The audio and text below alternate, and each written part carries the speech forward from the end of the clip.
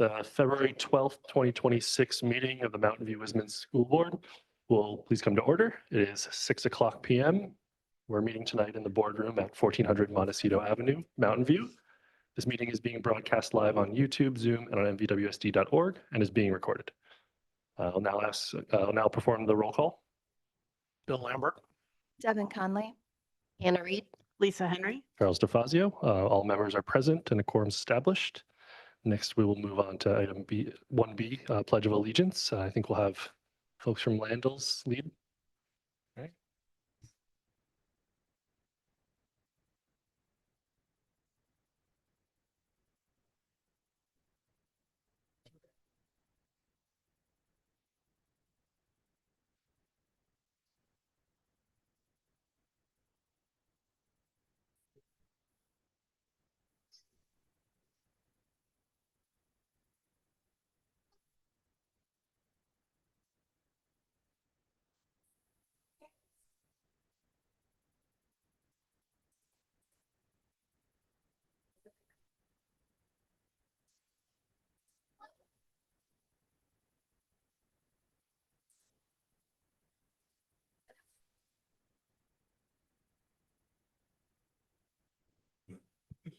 Thank you, everyone. You can be seated. Before we proceed with the agenda, I wish to remind all attendees that the board welcomes and encourages public participation. We ask that all speakers adhere to the decorum and time limits established by Board Bylaw 9323. During the meeting, I'll allot time for public comments as we see how many speakers we have. Next item of business is the approval of the meeting agenda. Are there any requests from superintendent or board members to pull, reorder, or move items? Okay, seeing none. I will do a public comment on this item. Anyone in person can drop off a card or anyone online. Seeing none. Do I have a motion? I make a motion to approve the agenda as presented. Second. All right. All those in favor? Aye. All opposed? Motion passes unanimously. Now we'll move on to item 2, school showcase. Tonight we're very pleased to feature Landell's Elementary. Superintendent Baird, do you want to introduce? Yeah, welcome to the Landell's students, families, and teachers, staff, and Mr. Dolmans. I'll have you take it away. Just going to do the song real quick. So you guys want to come up one more time?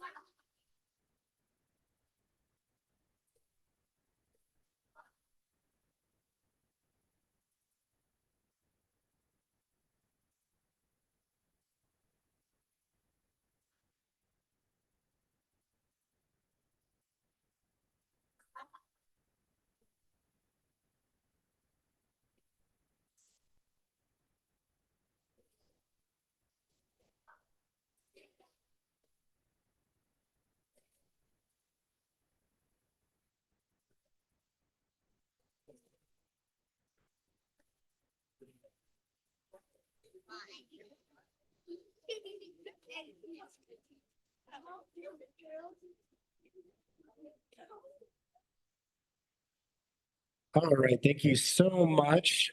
Thank you so much to our Landell students. That was very energetic and a great way to start our presentation for tonight. Yep, we are very proud Landell's Lions, and I think our very first showcase that I was a part of, we brought a lot of the work that we were doing around reading instruction and our phonics instruction, and we thought, how can we continue that work and how can we especially address some of the gaps that we saw? So tonight's presentation is all about writing and how we've kind of, really just taken on the writing revolution and how we use it at Landals to further our writing instruction, not only our writing instruction, but our language instruction in general. And so with me today, I have two teachers. One is Liz Perry, who you know, Teacher of the Year, and the other one is Ellen Detman, and they are going to share a little bit about how we do writing at Landals. So I'm going to turn it over to Liz.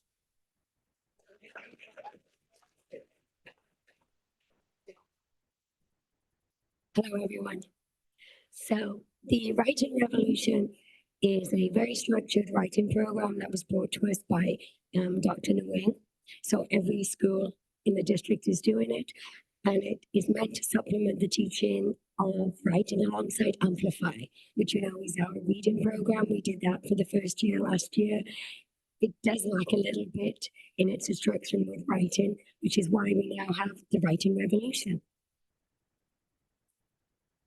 And last summer, myself, I was one of the leads for 5th grade. So every grade has a group of teachers that spent last summer putting together lessons on writing to go along with Amplify. So if your unit is the Renaissance, then it's lessons to go along with the Renaissance. So it's combining the text from Amplify with these specific writing lessons using that text. So at Landals, I was involved with 5th grade. We had a teacher at 3rd grade and our coach with 2nd grade. So we had a lot of teachers who stepped up to be part of these writing PLCs. And writing is a key part of our site plan. So we've had a big focus on it this year at Landals. And it all comes down to the very beginning, the sentence level, which involves a subject and a predicate. So all students learn this from kindergarten and in all EL lessons as well. We do a lot of work on taking the curriculum and seeing, is that a complete sentence? No, it's not. That's a fragment. You need correct punctuation and no run-ons as well. So I'm going to show the writing of Antonella, one of the students in my class. And she started off the year in August with loads of sentences, but they were all running on. And by the end of the year now in February, every sentence is complete with an uppercase, a period, and every sentence makes success. And this is an EL level 1. So you can see when it's very systematic and very explicit, the direction. Then she is able to write incomplete sentences, which of course you have to be able to do. You can write 2 pages, but if they're not complete sentences, that's not the appropriate way to write. And something else, from the sentence level, we get into different types of sentences. That's a big deal with TWR. There's different ways to write sentences. One can be as a statement, and this is 5th grade. As you can see, we're now into thesis statements by December, not just topic sentences. This is Delilah in my class, and these are her words. This is taken from what she has written. She's able to write a thesis statement as a statement where you declare something. Also as we're using a subordinating conjunction, even though Michelangelo's father, da-da-da. So it's structured in that way. And also sentences with the positives. We're learning about positives where you have a comma and a noun that supplements the first noun. So that shows a huge improvement in her writing over the year. And she's with us tonight too. Yeah. Okay, and Ms. Detman, say more about developing writing. Thank you. All right, hello, I'm Miss Detman, that's what the kids call me. And I want to talk to you guys today about writing a strong paragraph, kind of taking that sentence level writing and then extending it to the multi-paragraph and then a simple paragraph. Once they get that grasp of the strong sentence. And paragraphs and multi-paragraph essays are just a really great way to highlight the comprehension that is happening during our ELA content blocks without having to add on an additional time block during the day.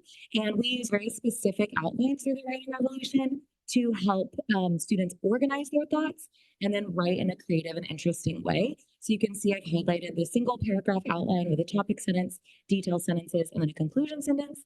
And then a activity where we talk about how to write topic sentences in unique ways using the sentence type, like Ms. Perry talked about, the subordinating conjunction, and in the positive. So I'm going to highlight some student work here. Sajal's here with us tonight, and I wanted to highlight her, specifically her trimester 1 writing to her trimester 2 writing. I've highlighted some areas to note. She used subordinating conjunctions in her topic sentences.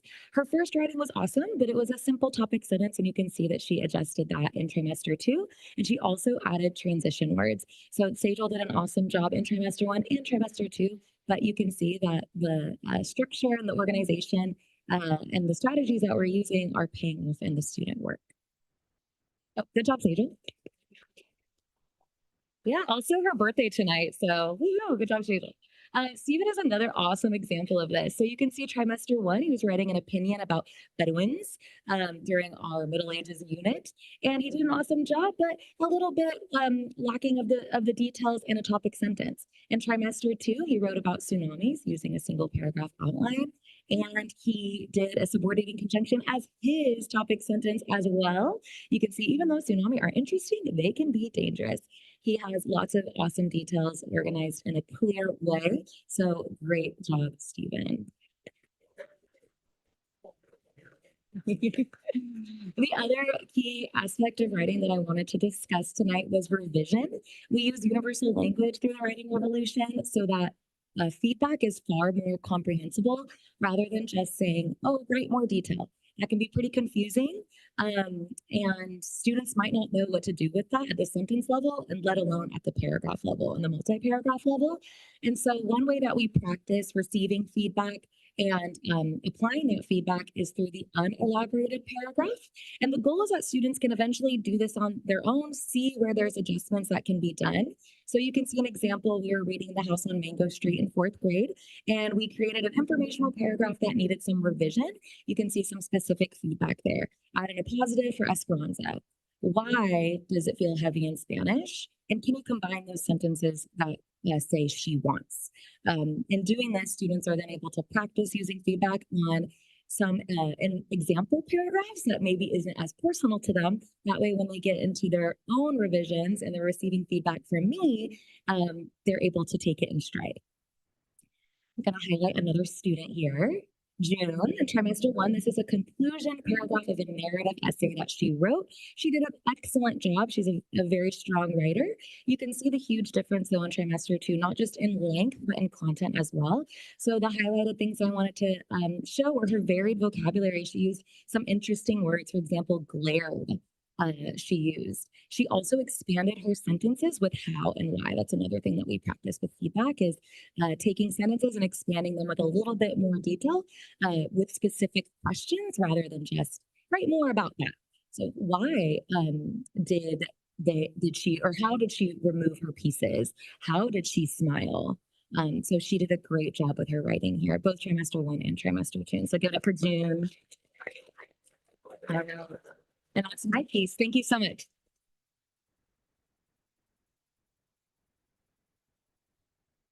One of the things that I really, really love about incorporating writing into the different lessons is that it is something that we can always improve upon, right? We can always get better in our writing. It's not like math where you get the right answer and you're done, right? As long as you're writing, you can always improve upon it. So it's really something that we can work on with all students.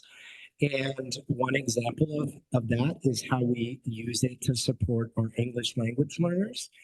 And we took apart the LPAC and we looked at some of the questions that are often asked in the LPAC over and over again.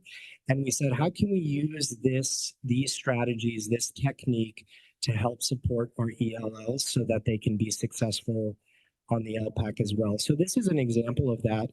And we've done this as a staff. So we incorporate this as a school site into our lessons, but we've also held parent university with our ELL parents to help them understand how we're doing things here and how they can support at home. So for instance, we see an image and we ask, okay, what do you see in the image, right? And so the very basic level of that is I see 6 students, right? And then we can get a little bit more detailed. I see 6 students reading, right? And then we can take it even a little bit further. I see six students reading and talking at the table, right? So we provide these scaffolded sentence frames so that all students feel like they can have some level of success. Maybe I'm only at the first level today, but my goal is to build up to the 3rd level. And then in addition to that, we know that writing is only one part of English language development. We ask students to speak it first, so they're kind of speaking their thoughts out loud. We often use cupping to help them, like, hey, cup it to yourself, speak it to yourself. Then write down what you want to say, and then share it with a partner. So you're not only supporting the writing development, but then also the speaking and listening with one another. And then just to add 2 more examples of what this can look like in terms of EL development. Shelley, if you want to switch. This is something that the district has done this year is we've used the interim LPAC to see how students are progressing in their English language development. So actually the first one, I'm going to highlight Stephen again, who's in here. We already saw his work. So in the first interim LPAC that he took, he scored a 1, and you can see his sentence. And this is an opinion writing piece, and he was describing whether or not you should be able to pick your menu at school. So he said, IDK, I don't know. I don't know what or they, but you should eat it, give more energy, right? So we're very, progressing in our language. But the interim LPAC, the second one, I don't think it's a good idea. And this time we were writing an opinion on whether or not students should be awarded for arriving early on school, right? I don't think it's a good idea because it's not fair. Some kids can't come early because they have to eat breakfast and they have to change clothing. Maybe it's a long way to get to school and they can't get there in time. So it's not fair to those kids, right? So we see that there's always work to be done in the writing, but he progressed from a level 1 to a level 3. He is providing more details. We're seeing more complete sentences. We're seeing more succinct thinking in that. And another example from a 2 to a 4, you can just see the quality of the writing, right? It's not, like Ms. Detman said, it's not only the length, but it's also the quality of the content in there. And in the second example, we got transition words, first, next, last. So really incredible work that our students are doing. And I just want to take this moment to say that I'm so proud of my team for bringing this and really having a collective focus on this and really believing in the work. And I'm so proud of our students for their perseverance and the writing that they're able to produce now after working so hard. It's really unbelievable how you come into a 4th grade class at Landals. And I did an observation the other day, and in like a 1-hour span, I mean, they must have been writing for like 20, 25 minutes. I mean, it is incredible. And they are just focused, they're engaged. So the amount of energy and work that they've put into this is just really unbelievable. So I'm so proud of everyone. Thank you all for listening and taking the time to hear about the great work we're doing at Randall's. Thanks so much.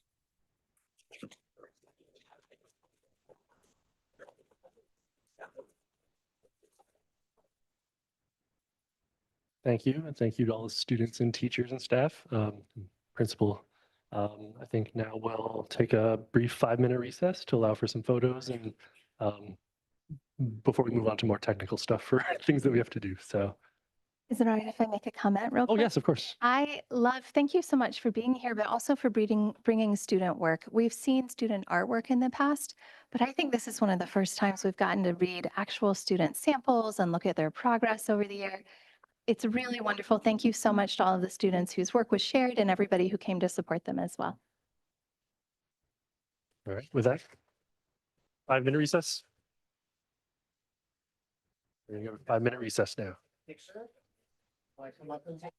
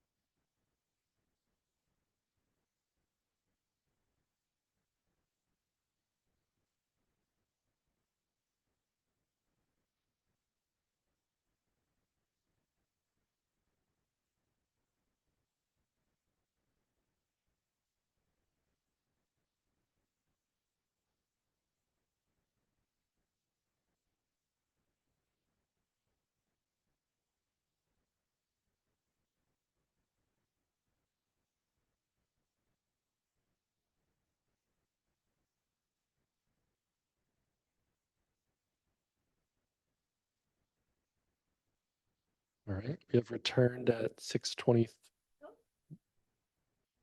Oh, there we go. We've returned at 6:23 p.m. Now is time for members of the public to address the board concerning items on the closed session agenda. If anyone in the public would like to address the board on this, you can turn in a speaker card in person or raise your hand online. All right, seeing none, the floor is now closed to public comment on the closed session agenda.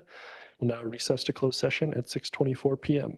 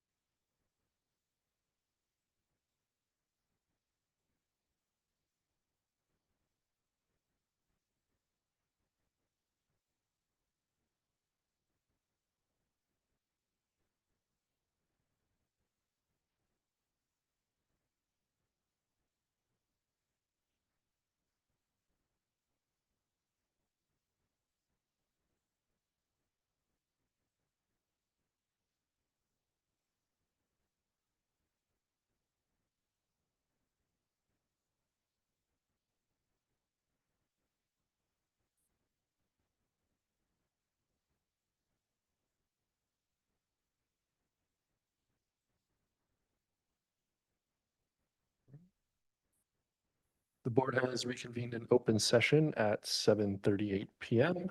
No reportable action was taken. We'll now move on to the consent agenda. These items are considered routine and will be acted upon in one motion. Any board member wish to remove an item for separate consideration? Seeing none, we'll now take public comment on the consent agenda. Any members of the public wishing to speak? Person turning the speaker card online, raise hand. Seeing none, we'll close public comment. Do we have a motion to approve the consent agenda? I move to approve the consent agenda as presented. Second. All right, we have a motion by trustee Lambert, seconded by trustee Conley. All those in favor? Aye. All opposed? Motion passes unanimously. We will now move on to, I believe, communications. Yes, all right. Communications, section 7, employee organizations. Do we have any wishing to speak tonight?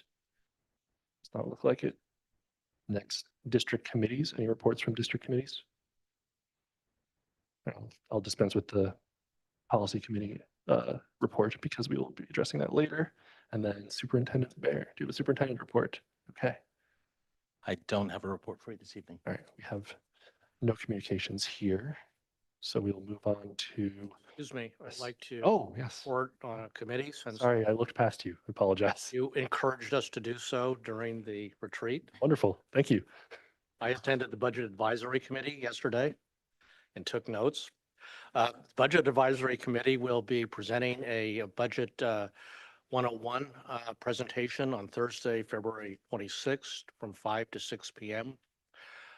They've been working on this, or we've been working on this for several months with assistance of Dr. Westover and our team. And during that meeting, the Budget Advisory Group will introduce themselves and then make the presentation, and there should be plenty of time for in-person questions and write-in questions. And it will be widely advertised, and you can attend it in person or online. Thank you. Thank you for the report, trustee Lambert. Any further? Okay, I will open public comment since we had our communications here. Any member of the public wishing to speak on this item, turn in a speaker card or online raise hand. Seeing none, close public comment, and now we will move on to community comments. This time we open the floor for community comments on items not appearing on tonight's agenda. Please remember that the Brown Act prohibits the board from discussing or taking action on any item not listed on the posted agenda. Trustees or staff may briefly respond to clarify facts, or we may direct the superintendent to agendize the matter for a future meeting. I will allocate time after seeing how many speakers we have. In person, I have one card. Do we have anyone online for a non-agendized item? One, okay. So I will give 3 minutes to folks. In person, I'll start with Stephen Nelson.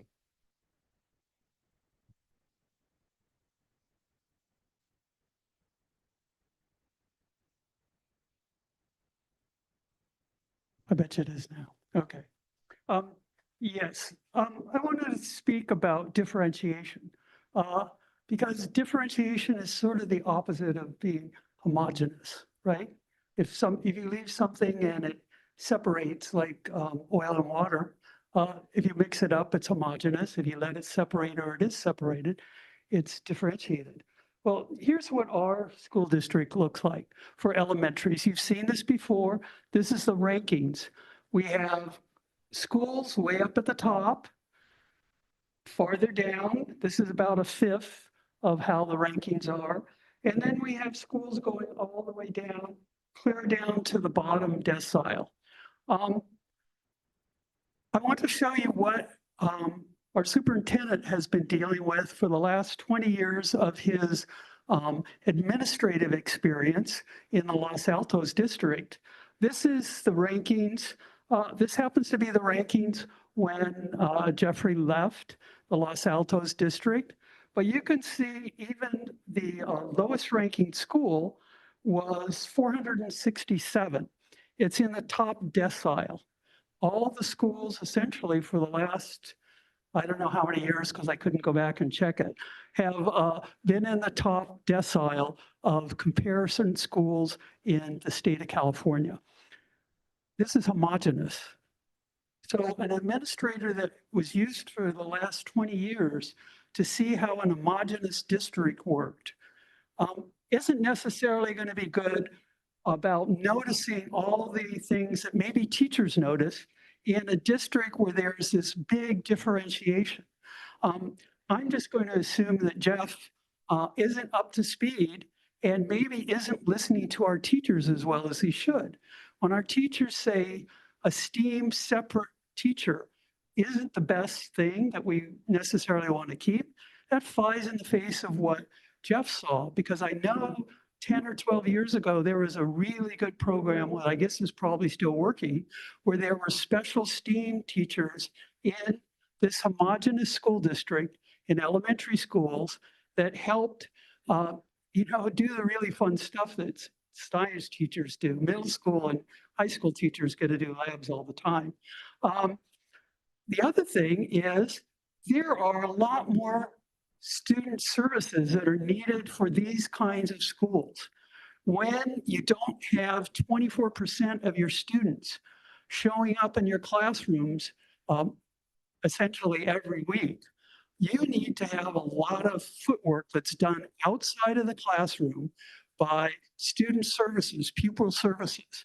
So when the superintendent didn't notice that there was missing pupil services at Castro at this school, Thank you, Mr. maybe President. he didn't know Thank you. what he should have been paying attention to. We have our online speaker. Okay, you have 3 minutes, I think. Thank you. Good evening, members of the board and superintendent. My name is Donica Miller and I work with Silicon Valley Clean Energy, also known as SVCE. SVCE is a not-for-profit electricity provider for 13 communities in Santa Clara County, including yours. Part of our mission is to reinvest in the communities we serve by supporting innovative education initiatives, which is what I'm here to speak about tonight. This year, we're hosting our 6th annual student scholarship competition. We're holding an art contest that will be open to 3rd through 12th graders. The theme is Powering Communities, and elementary, middle, and high schoolers will be asked to create a certain art piece according to it. Winning submissions will be distributed as stickers or featured in the community by SVCE. Winners will receive scholarships to pursue their ongoing educational endeavors. I will provide a digital flyer explaining the contest in further detail, including the link to the submission page and our contact information. I would encourage you to please forward this to your schools.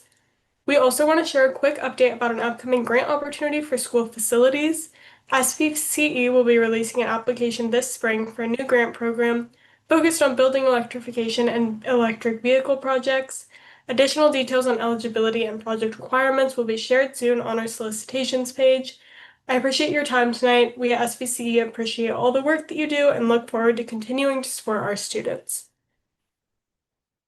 Thank you, Ms. Miller. We will now end community comments and we will move on to discussion and action. Item 9A, Cassier Sports Update. This is a discussion item only and no action will be taken tonight. I'll ask Director Watan to present the staff report. Great, thank you very much. Thank you for allowing me to be here to provide this update.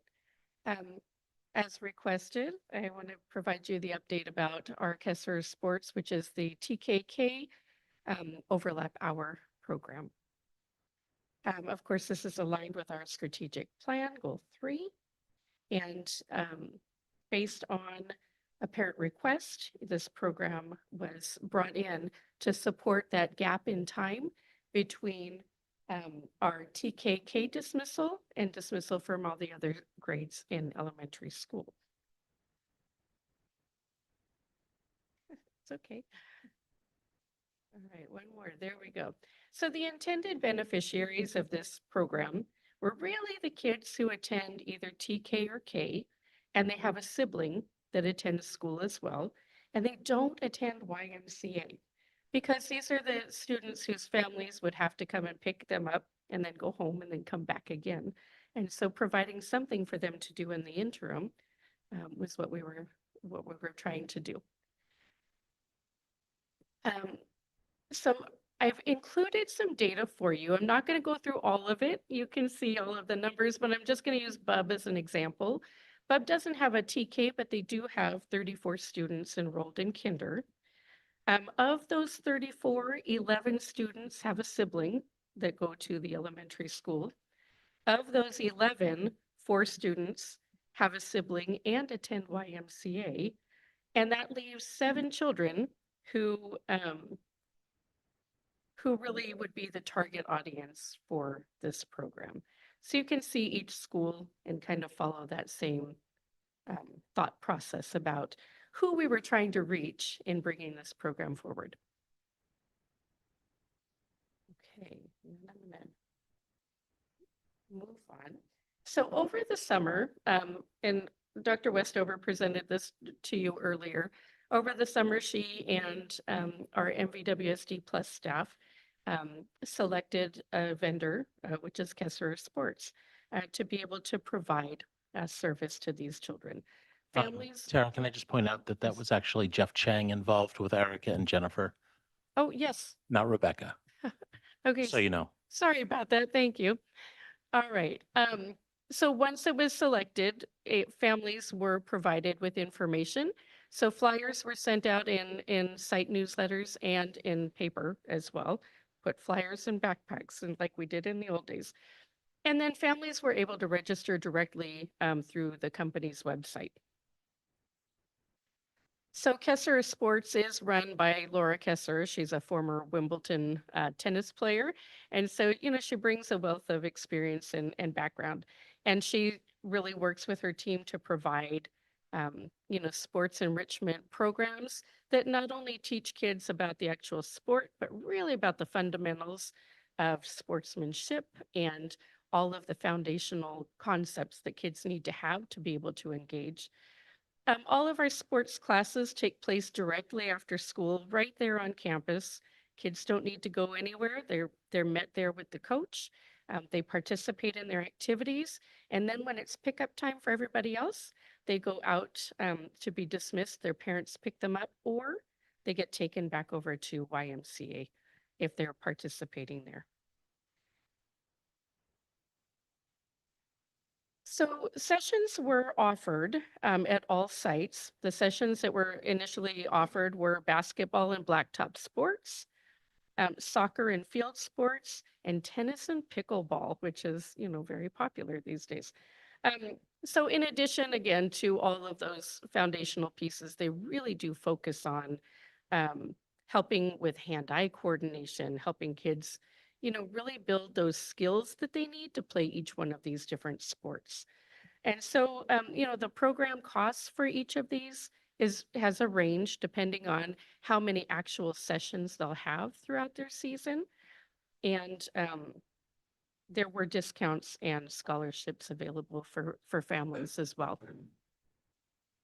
And so now we'll look at a little bit of our enrollment. So like I said, these classes were offered at all school sites, but not all school sites had enough participation to actually run programs. MI was able to have 4 different sessions in the fall. Mauna Loma had 1 session of tennis and pickleball.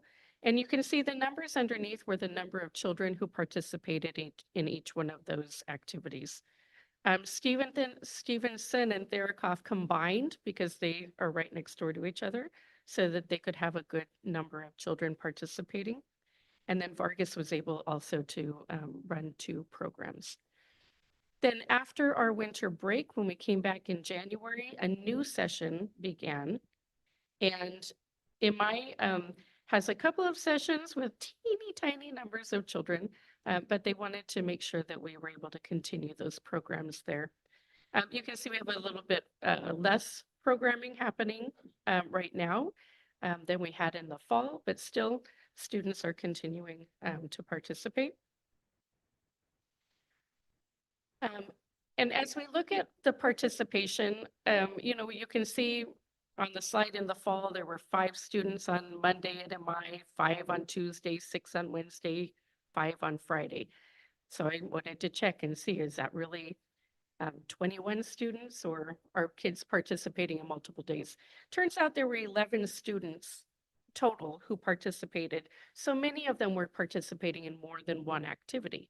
And so I just wanted to be able to share really clearly how many individual children from each school site participated in these activities. And even from fall to winter, you'll see that there's some overlap of some children who continued on from the fall into the winter, and the total number of students who participated throughout the year. So in total, we had 46 TK and kinder students who participated in the program. 25 of those students were also enrolled in YMCA. 13 of them had a sibling in the elementary school.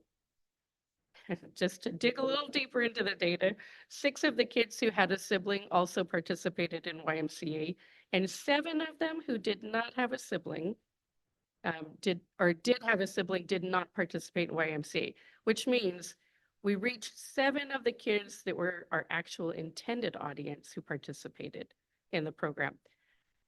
The other beautiful piece of this is we reached 46 children who had a great time with their sports. All right. And you can see just a few different examples. We've got some kids golfing, we've got some tennis or pickleball going on, we've got some field sports happening too. And so kids were really able to explore and engage in a lot of fun ways, regardless of where they go after school or how many family members they had on campus. And so we, as we think about what do we do from here, and where do we go from here, we thought, we really want to hear from parents, and we want to know if your child participated, why did you choose to participate? Was it filling a need? And what was that need? And if you didn't participate, we'd like to know why you didn't participate either. Was there something else that was offered? Did your child just not have an interest in sports? To be fair to families, we've asked families to do a lot for us right now with returning student enrollment and LCAP surveys. And so to avoid overwhelm of information, we'll be sending this out once both of those are completed. So this survey will go out soon. And then the feedback from families will be reviewed and considered as we think about where we go from here. And so as we consider looking ahead, we have to keep in mind a few different things. It is challenging for a company to offer programming with very few signups. And so, we'd love to have programs that had 5 to 10 at least children participating in each activity. And, where we look at the data, this doesn't seem to really have met our intended need, but it does seem to have done something for some group of children, right, who had a desire to participate in sports programs. So we need to look at that as well and consider in the future if this is something that we're going to continue. So we'll be looking forward to sending out that survey and getting some more information and data, and then continuing the collaboration with the program. And with that, I'm happy to answer any questions that you might have about our update. All right, thank you. Do you have any clarifying questions from the board? Trustee Lambert?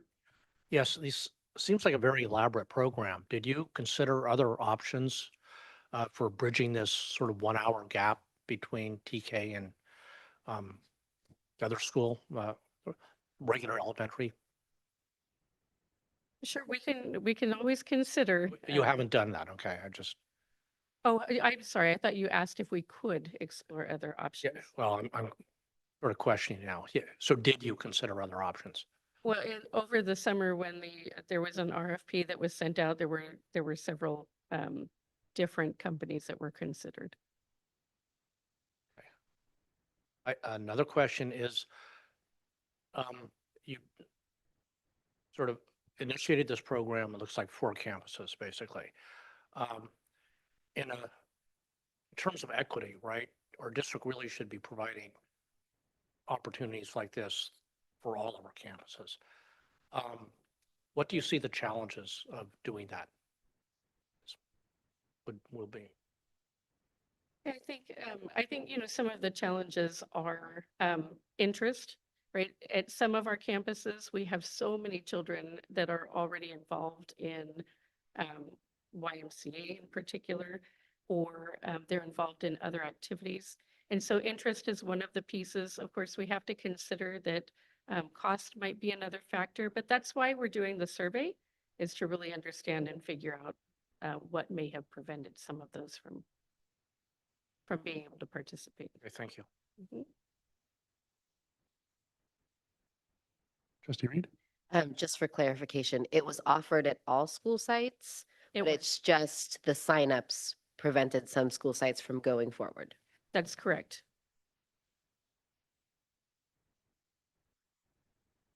Trustee Conley? And I believe we do offer ELOP or Beyond the Bell for Hinder. Do we offer for TK as well? We Yes. do. Okay, so, well, we have the data on YMCA. The numbers are very small. I don't know if some of those students overlap with ELOP and Beyond the Bell as well. That could be for the next round of presentation. Sure. Thank you. No further questions? All right.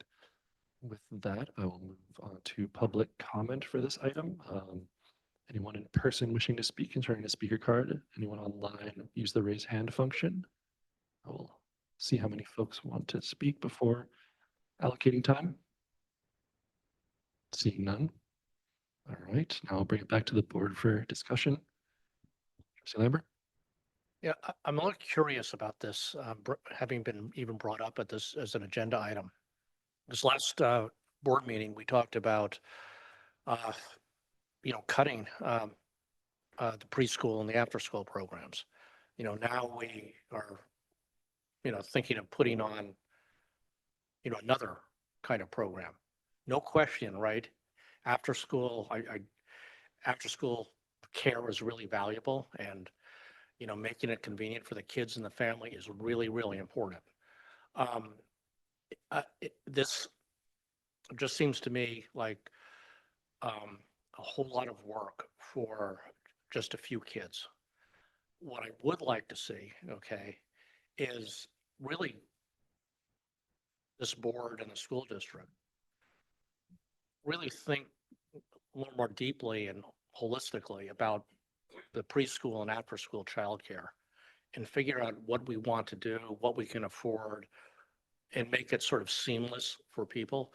It just feels uncomfortable having so many providers for all of these groups. I know we've tried to cut it down in the past year. It just seems like it's getting really complicated. And part of it is, it's not just the cost to the families to hire these groups, but it's administrative cost, it's facilities cost, it's many other things that really make up the cost, the overall cost to the school district. So that's my opinion about this program. Vice President Henry? Yeah, I was just going to say, I think the things that Trustee Lambert has raised were some of the concerns that were brought up even in the fall when this was explored and it's been tried for a year. I think just even the intended audience varies greatly by campus. I know that it was an intentional choice at the beginning of the year to offer it at all campuses if it was going to be offered at all. It is a pretty unique need. So I don't know, depending on what you get back, if there is any option for if there's just one campus that ends up having enough need for something like this to do it differently if it's repeated. It does seem to me that it did not get enough interest across the district being offered at all 9 elementary schools to put a lot of effort into repeating it. I appreciate the survey and getting information. Trustee Conley? This actually is probably more of a question than a comment. But if there are families who have this need and there are already YMCA programs on campus, has the YMCA, I don't know that they have anything available where somebody could sign up for this 1 hour coverage. Because they're not fully staffed out for that TKK hour. So I don't know if it's feasible at all, but is it something that could be explored that maybe they could have a part in that buffer hour? Because if it's 3 students, I think it's very hard for any vendor to make ends meet. I don't imagine the vendor will continue in that situation.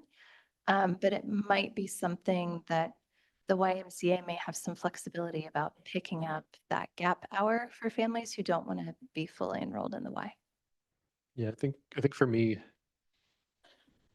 I think when we bring this back with survey results and seeing where it is, I think it's useful for us to be maybe think strategically about how this fits with the other after school programs and like connecting it together. And I think we're all in the interest of doing fewer things better in just general for students and everything. So I think that's kind of what I would like to see when this comes back, is like a recommendation, like what need does this serve? Where does it fit?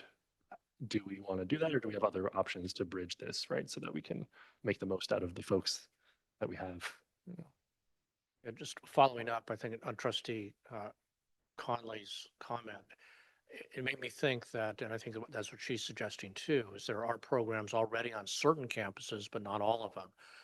And the solution to this may be very campus specific, depending on the number of kids, depending on what other programs are available, and then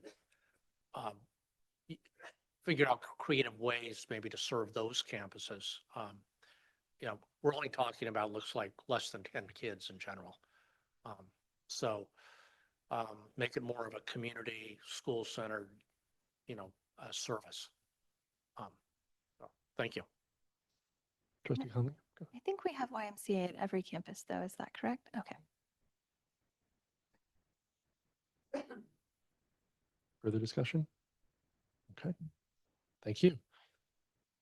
Next, we will move on to item 9B, mid-year benchmarks data report. This is again a discussion item only, so no action will be taken tonight. Director Nguyen will present the staff report.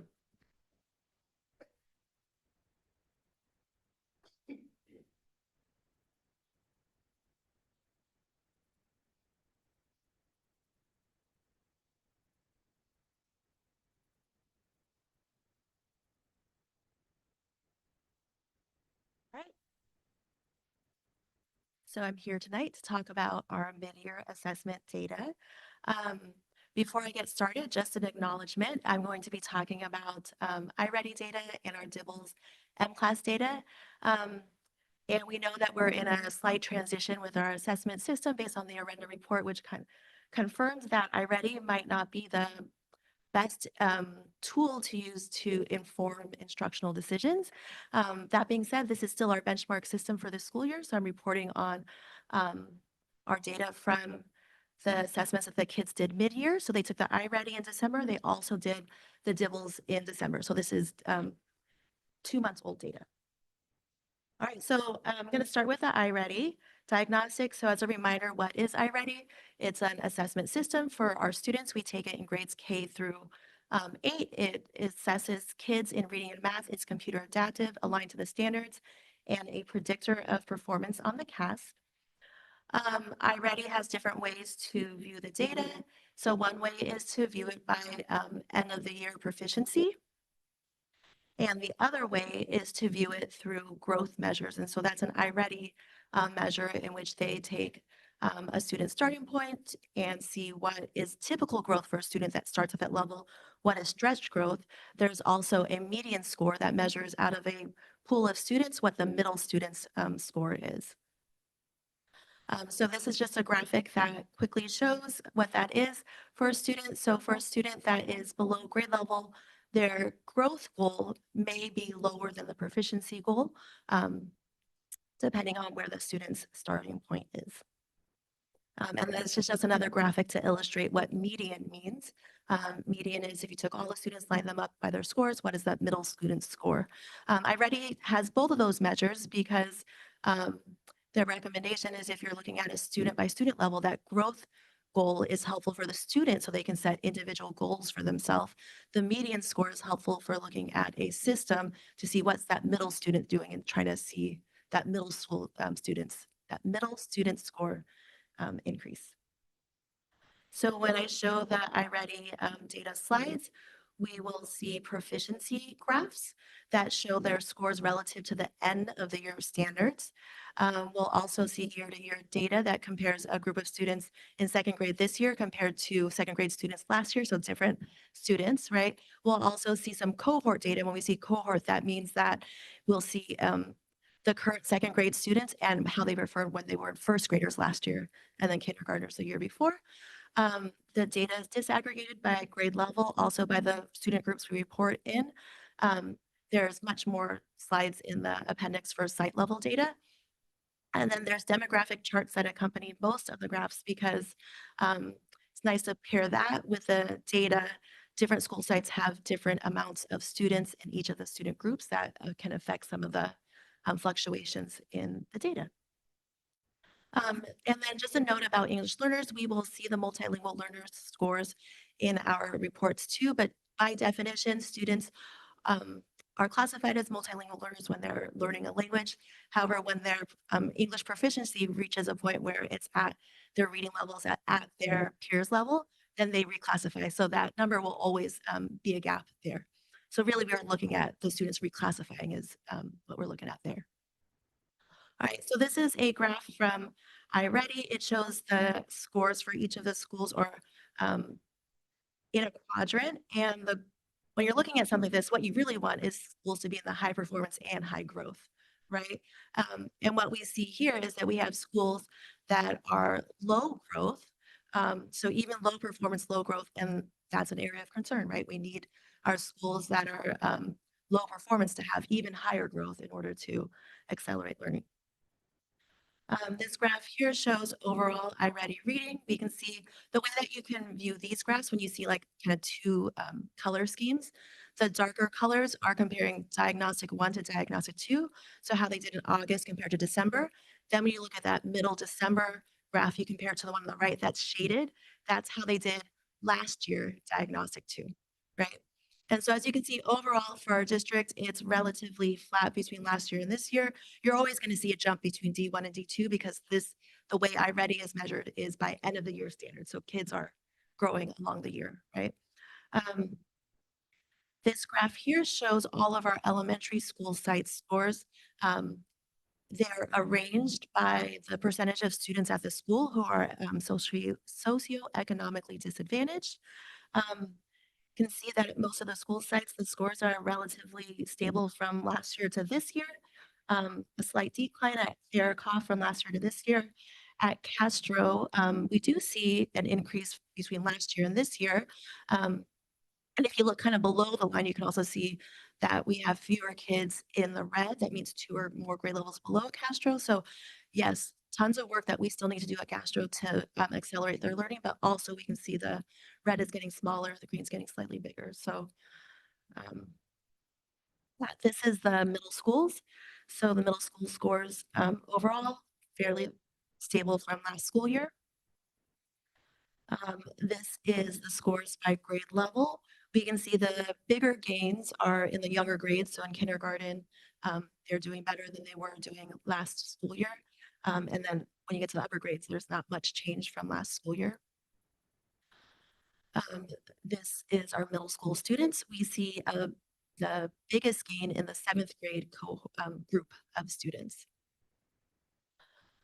This is by our student groups that we report out on. As you can see here, there's a fairly large gap between the performance of our Hispanic Latino students and our Asian and white students. A slight increase for Hispanic Latino students from last year, but pretty flat overall. This is by student groups. You can see like SED against non-SED and then students with disabilities next to the non-student with disabilities. You can see the performance gap between the two as well. This one is by cohort. So remember, cohort means that it's the, right, my kids on the phone. You can see the cohorts that the current third grade, we can see that their scores are increasing over the from when they were in second grade and in first grade. So that looks really positive. But one reason why I included the below the line as well is you can see in that third grade current cohort, even though more students are reaching proficiency, that red is getting bigger, meaning that that gap in the third grade performance is widening, right? Not too many kids just right there. They're either got it or they don't got it. So I think it's important to look at the whole picture, not just the proficiency up at the top. This graph here shows the annual typical growth for year to year for each of our school sites. So again, this is how the percentage of students who have already met their 100% growth target for the year. This one shows, sorry, my screen is, this one shows it by grade level. And this one shows it by student groups, the annual typical growth. And this one is by the other student groups. This one here is the median score. So again, this is where we are taking the middle student and what their score is. And so we can see in this graph, like take a mental picture of it. It's gonna look very different than in the math one. You can see this one, the median student varies greatly, right? At Castro, the median percent of progress to annual typical growth is around 40 something percent, whereas at Creighton it's 100%. So their middle kid has already met their growth target for the year, right? That means half the kids have surpassed it. And that's gonna look different when we look at the math. This is the median by grade level. And this is a summary of the things that I had just said as we went through the slides. So now we look at the iReady math performance growth. And as you can see here, same thing, we want folks to be in the high performance, high growth. We don't see a lot of growth in the math scores compared to the ELA, right? We saw a lot more higher in the quadrant in reading, but not as much as in math. These are our scores in math. Overall, the scores are the same from last school year. This is by school site. So again, we see an arranged by percentage of students who are socioeconomically disadvantaged. So we see at some school sites, there are some slight gains like AMI, Castro, slightly higher than last school year, but we also see places like at Landals where the scores are lower than last school year. These are the middle school scores, relatively the same as last school year. This is by grade level. So same as before, the gains from last year are bigger in the lower grades in kindergarten, particularly. This is our middle school and our middle school 7th grade, just like they did better in reading, they're also doing better than last year for math. This is by student ethnicity group, and so we see that gap between Hispanic Latino students and Asian and white students. This is by different student groups. Again, performance gap between SED and non-SED, students with disabilities, non-students with disabilities. This is our current cohorts. So our third grade cohort, again, has been gaining a lot over the years. In math, our fourth grade cohorts also gaining year after year. These are our annual typical growth. So the growth is not as high as it was for reading. In math, the growth scores are lower. This is by grade level. You can see that just like in reading, the older kids are growing at a quicker clip, I guess, than the younger kids. This is by student group. This is, again, by student group. This is the median. Remember I was showing that ELA is kind of staggered. In this one, our median kid at each of the schools is not as variable as it was for reading. This is the median by grade level and a summary of the stuff that we had just talked about.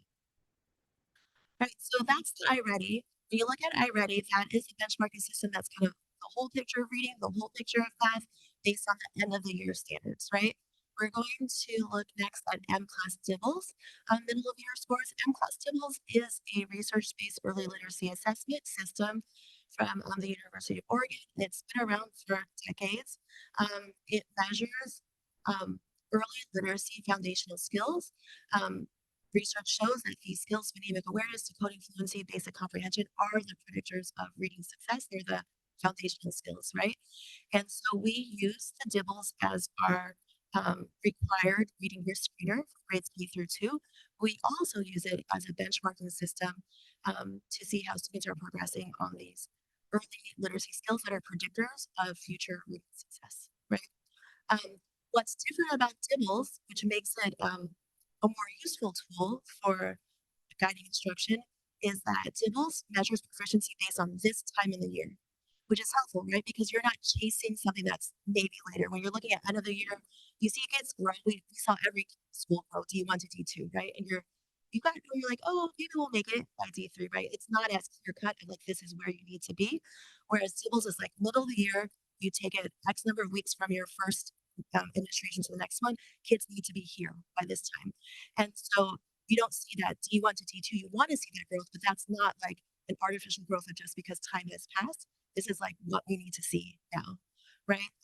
Also, again, these are predictors of reading success, so then you can pinpoint which part of reading you need to intervene in. We give this to all of our K-2 students 3 times a year.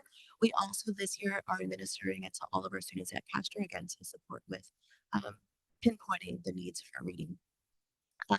So when you look at the scores for M-Class DIBBLES, it's reported in 2 different ways. There's the benchmark proficiency. So at this time of the year, you want students to be at or above benchmark, right? Because that's for this time of the year. And it also has a growth measure. And the growth measure is important because if students are starting well below or below benchmark, you need them to make above, well above average growth in order to accelerate learning, right? And so when you're looking at individual students or schools, if you see a school that has a lot of students and well below, you want to see their growth score to be well above average, right? So this here is all of our elementary schools, again, ordered by percentage of students who are SED.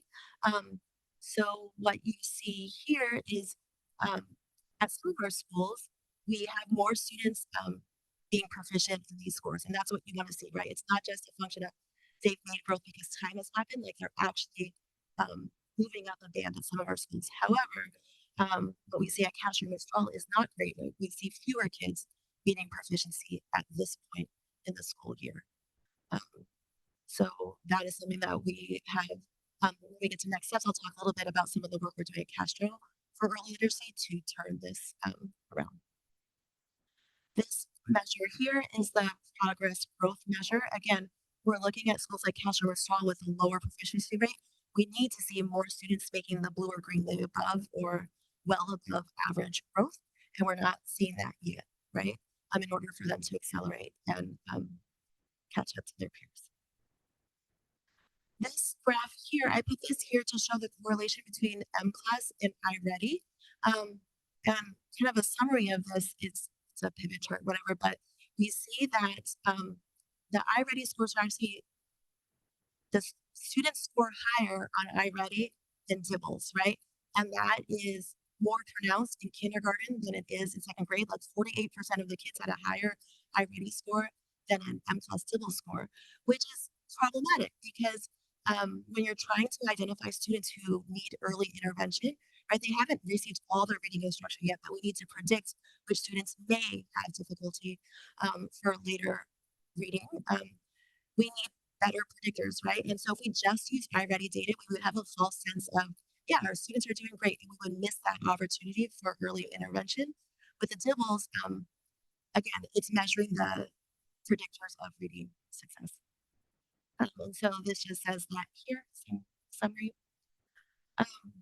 There's differences in M-Class and iReady. Again, iReady is kind of the full picture reading. It has all these other components, but specifically in the lower grades, iReady reading, the kids take it whole class, they're taking it one-on-one on their computer.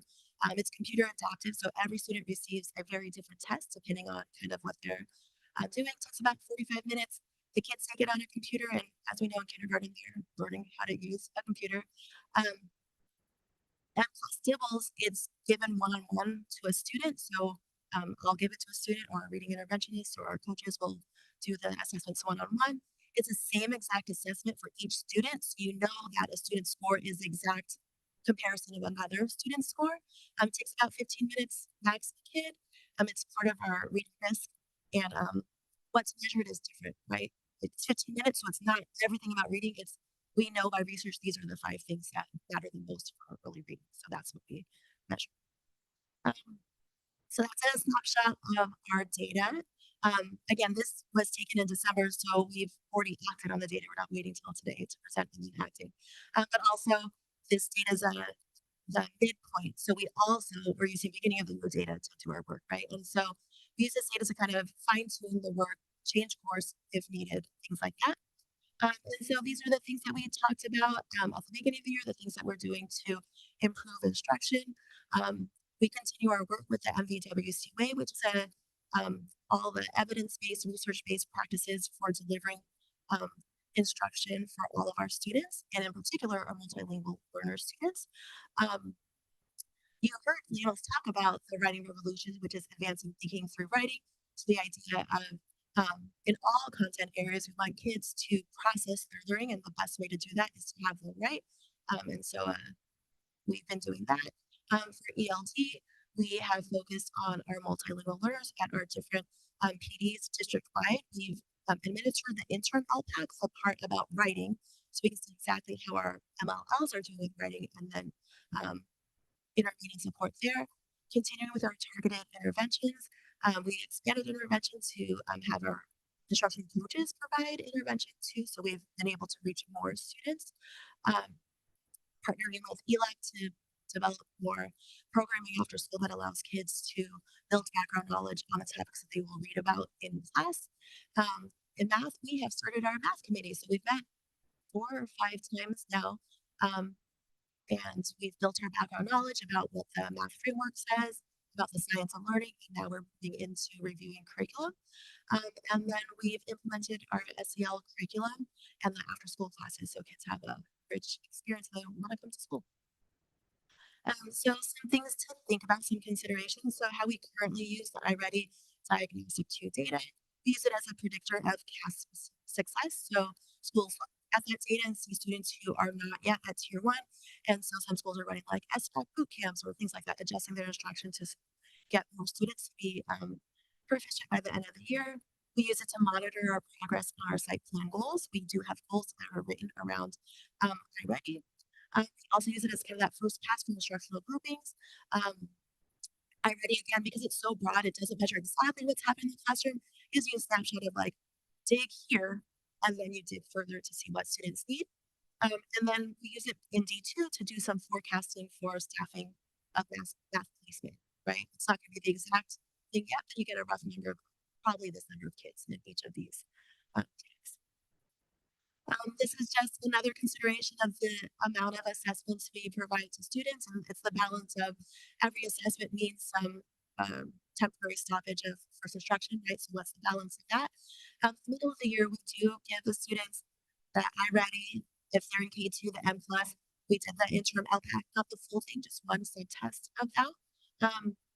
We are starting now the summative LPAC for our multilingual learners. And then we do a literally test for multiple multilingual learners as a way to measure their reading progress, but also as a tool to see if for reclassification, right? At the end of the year, we have those tests, and we have the end of the year SBAC for our students. So just a snapshot of kind of the big test that kids take. And just considerations that we've talked about before, like our work here at school is to improve outcomes for kids, right? Make sure all kids leave better than they came, right? In order to do that, we focus, of course, on instruction, targeted instruction, tiered instruction, interventions tied to essential standards that we can articulate K through 8. So we can say, this is what we want for 8th graders when they leave, and this is all of our work leading up to that. But in order for that to happen, we also need to consider kids have to be at school. They have to feel safe at school. We need to support families. We need to make sure it's an inclusive environment. So all these things work together to have better outcomes for our students. Oh, I forgot to talk about the thing at Castro because I didn't put on the slides. Rewind. The one that said like our work today. So at Castro, we saw the scores, not what we wanted to see, right? We've been working hard there with our interventions. Our classroom teachers at Castro have been working hard.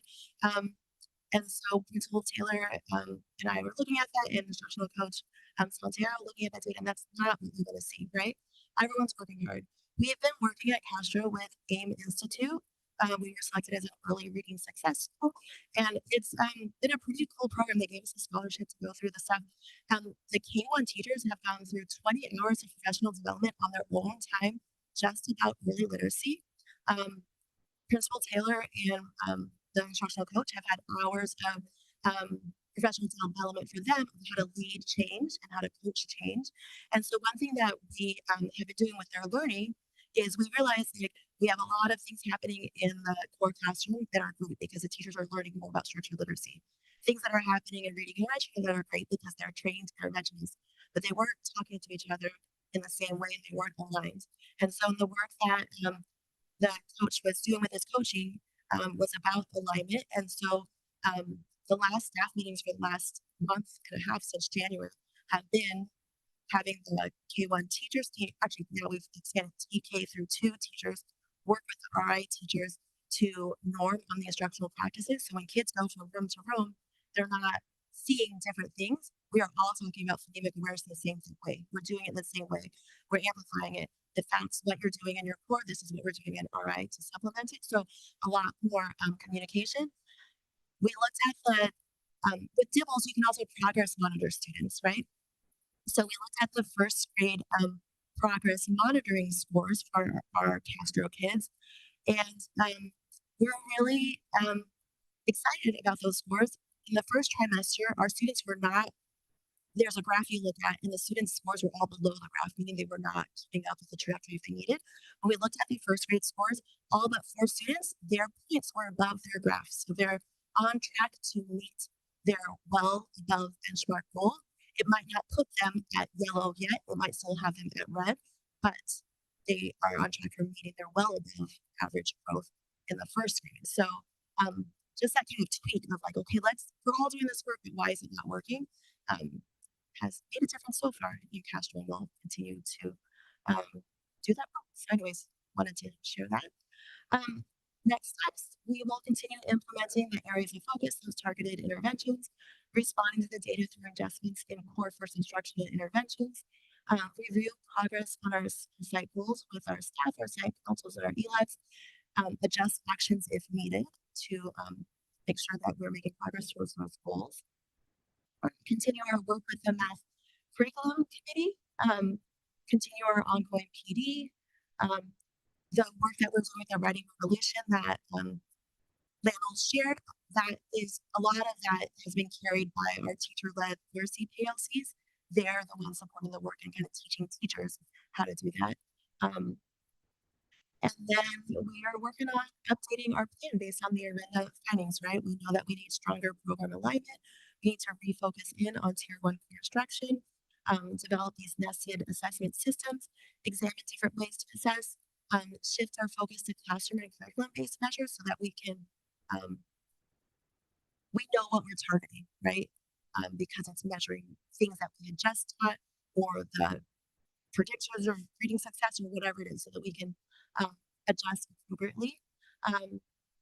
Think about how we assess our younger students, what's the most appropriate way to assess younger students. And then our math committee in their work this year, next year, will be looking at updating the math placement exams into the tracks. And that is what I have. Questions? Thank you. Any clarifying questions from trustees? I have a few questions, but I think I'll ask maybe those most interesting one first. So we talk a lot about assessing how the students are doing in the classroom and their progress. So, but these test scores can also be used, of course, I'm sure you're using it this way, to evaluate the programs and the teachers and everything that goes into delivering the education.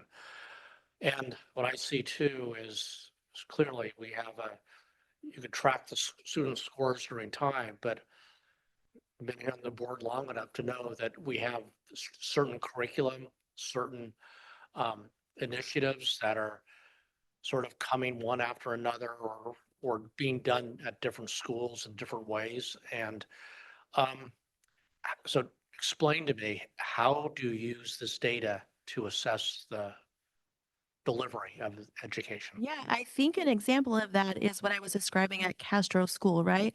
It was like we saw that the data was not what we wanted to see. So then we needed to tweak or re-examine how we were delivering the curriculum, right? So that meant more alignment or it meant whatever. So that's how we can use the data to adjust programs to make sure that they're working how they need to be working. Right. And during the last year, we've heard a lot about Amplify as a Mhm. tool and the training. I mean, does this then inform, is Amplify working or not? Or, Yeah, and I think it's not it's a little simplistic to say like this will say the curriculum is not working versus the way that we are delivering it is not working or those types of things, right? So it can give us a snapshot of, yeah, we need to make adjustments. We need to do something differently with how we're delivering the curriculum. So it might mean we need more understanding of how to deliver it. We need more alignment in what we are doing with the curriculum versus the curriculum's problem, I guess, if that makes sense, I right? think it makes sense. And then when Mhm. I just sort of getting this, yeah, we try all these things all the time and things are staying the same. Mhm. And that's frustrating, right, to everybody. Yeah, education is a series of hypotheses, test it, fix it, test it, fix it, right? Yes. Yeah. It's not a criticism. It's Yeah. just sort of reality, just to understand that. Mhm. But it's a fascinating problem that you look at it that way too. Cindy, you can, oh, can we put slides back up? Oh, sorry. It's okay.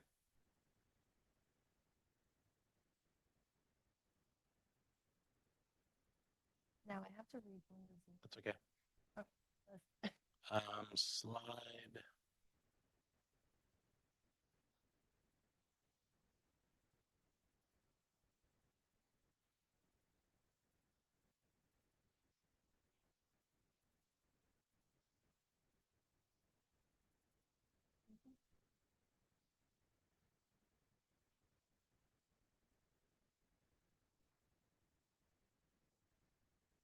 Which?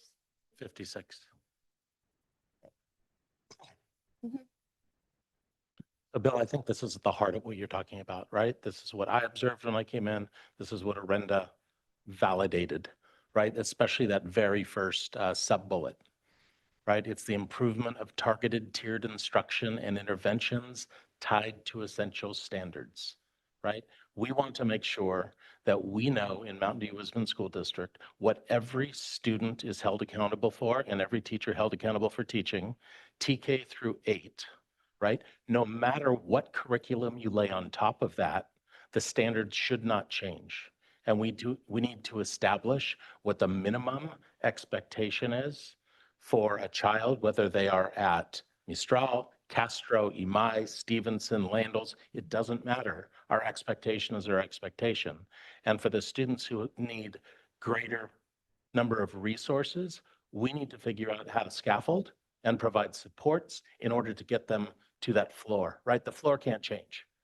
How we support them to get there is what will change. And that's where we should be directing more dollars, more resources to get those students and those teachers the support they need to get to that expectation level. But it's really the work that we need to do as a district is around standards and identifying what is non-negotiable for every single student in the school district in each content area. I think we should start with language arts and mathematics, but that's where the big work needs to be done. And that's not a quick fix, but it will leave a lasting imprint on the school district because that's what's missing.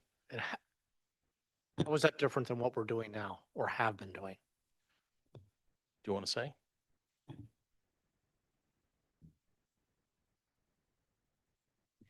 I think that there is I think we're doing some of these things, right? So we started with, we put together what you've heard of as UDC, right? Which was our cycle of instruction, looking at first instruction. What do we want students to learn? How are we going to learn it? How are we going to scaffold it for all the kids in our class? And how are we going to assess it at the end? And I think we started that, we got that off and running. And then all of a sudden we kind of shifted and we adopted new curriculum and we've done a lot of different things. So I think we have the foundations of what we're trying to do, but I think what we need to do is focus just on that one piece. And I think that came really clear in the Orinda report, that we need to think about all these other things that we're doing and we have to narrow our focus down to that first bullet. And I think we have the foundation of it and now we have to build it out. And Cindy talked about common language with the work going on at Castro, right? That's what's needed in those UDC cycles as well, right? That all of our teachers at a particular grade level are all discussing the same set of standards, the expectations for a second grader in language arts, no matter what school you're at, right? That needs to be what happens. Vice President Henry? Thank you for the presentation. You talked a little bit at the beginning about the iReady issue and the tool. And I was just curious if you could talk a little bit more about that in the, keep thinking about the tension between, the CASP scores are part of what goes on our public dashboard as part of, and even in the Orinda report, that was a lot of what they were measuring against. But iReady may not match up to the pacing of the curriculum or the standards. And then also you have the slide of the many different assessments we have. So I'm just of where you are now as we think about how we look at these things, of the tensions of those different types of. Yeah, I mean, they all measure different parts, right? So iReady has a place in that it is a predictor of the SBAC. It might not be at the rigor of the SBAC, but if you look at the scores of the students on the iReady, it pretty much correlates with the scores that they will get on SBAC. I was looking at it, it's like 80% of the kids who scored tier 1 on iReady also met or exceeded standards on SBAC. So it's a predictor for that, right? But it's not as helpful for pinpointing instruction because it's computer adaptive. It's not based on what you learned. There's other assessments, right? That DIBELS, it's helpful because it's measuring this, but it's not the whole picture. So they all have something, but something has to give because you can't just assess kids. You've got to act on it as well. I think there's opportunities of other places we can explore if we are already giving the SBAC anyhow. And part of our work is understanding what the floor is for students and what we want students to be able to leave with. We can the California system has interim SBAC tests, big and small, smaller chunks, big chunks. So you can use that to measure students' progress towards their performance in SBAC while giving them the SBAC experience, while being aligned to kind of the rigor that is required for that kind of test. So if that's something to look at, there's things to look at to see what would be the best use of balancing. We want information about students so that we can act on it. And we want to make sure that we don't over-assess our students to the point of it's not useful anymore. Yeah. Trustee Cotton?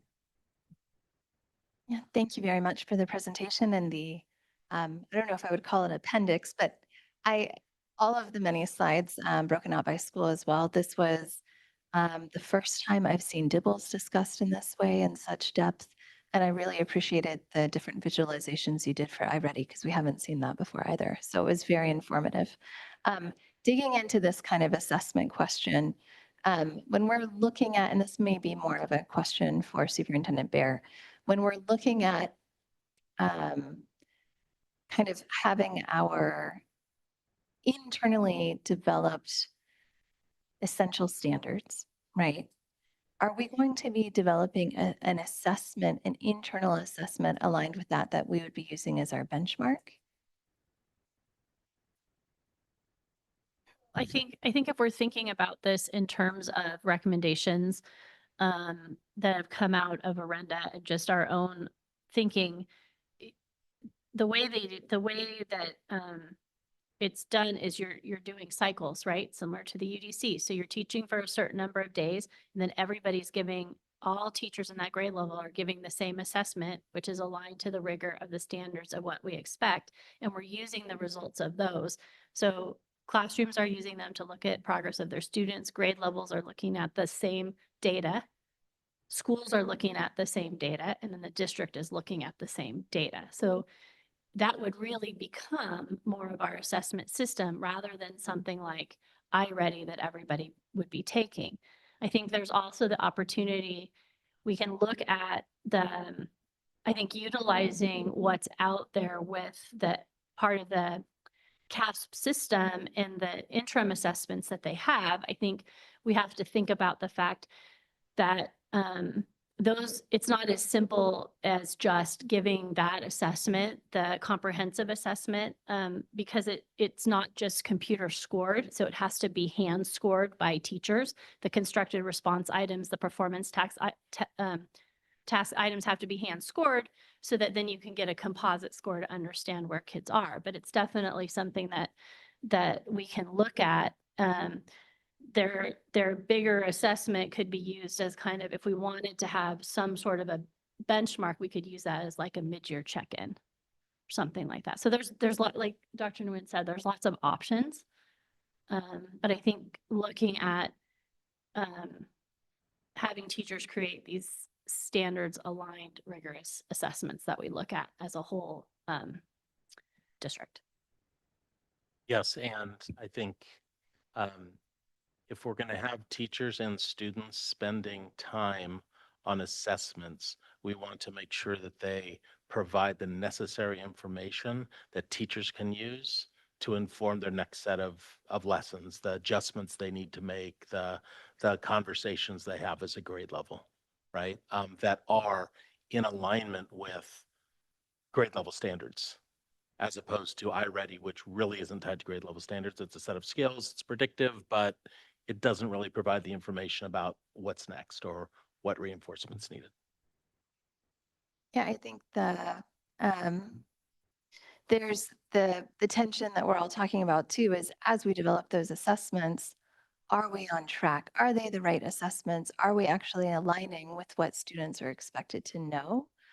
And then I have questions about just kind of how, do we give a beginning of the year diagnostic and then break out these chunked assessments that are more formative over the course of the year that are giving us insight for direct instruction? It's complicated. When I was a teacher in this district, I did my own series of assessments and I was like a complete outlier. We didn't have iReady then, so there wasn't really anything to look at district-wide and see, are our students ready for the CASP? In the same way that iReady at least has some of that information, and it's been a tool that in theory parents could use to talk to their teachers about, my child's not on target, what's going on? How can it's like a red flag warning system for families.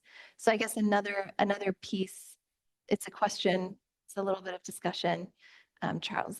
President DeFazio is looking at me right now, is as we move into a new kind of realm of assessments, how are we going to communicate that effectively to parents too? So that it's tools that parents and families and the public has insight into and can use to support their students and advocate for them. Yeah, that's all part of it.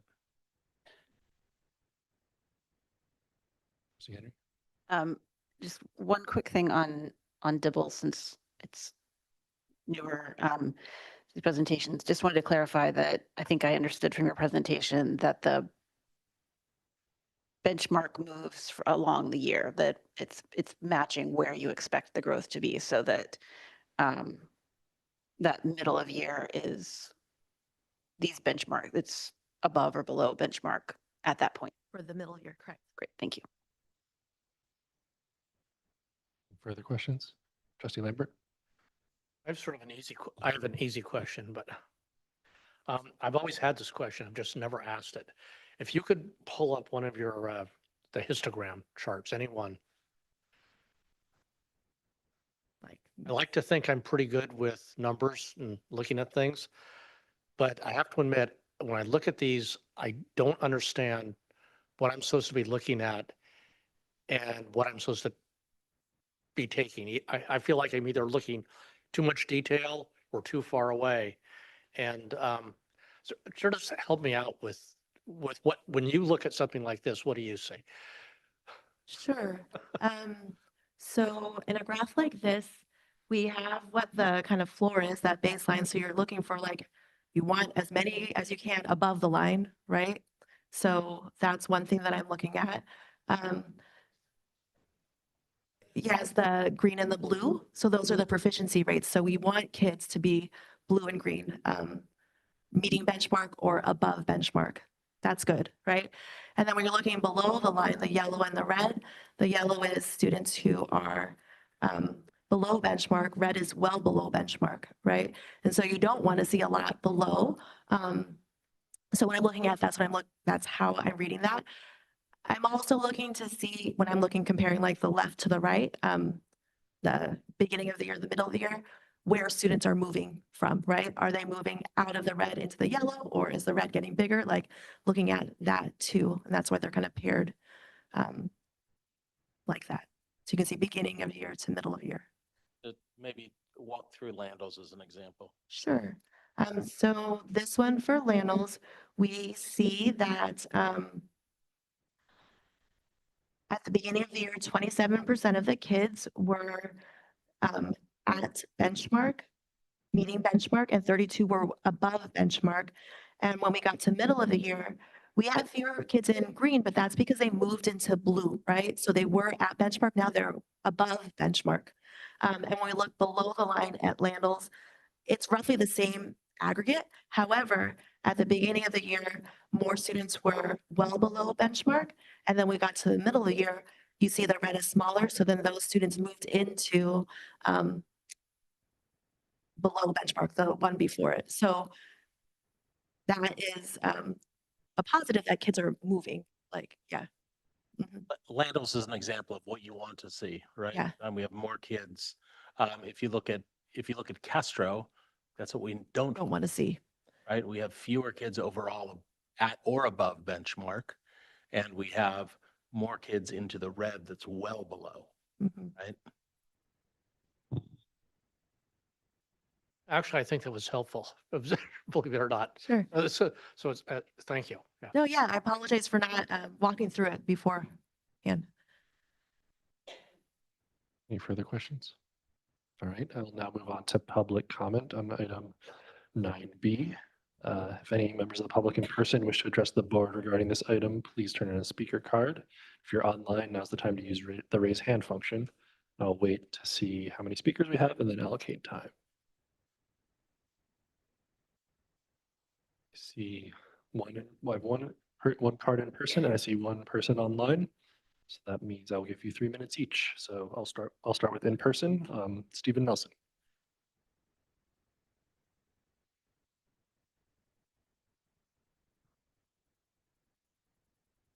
Oh, so much for that.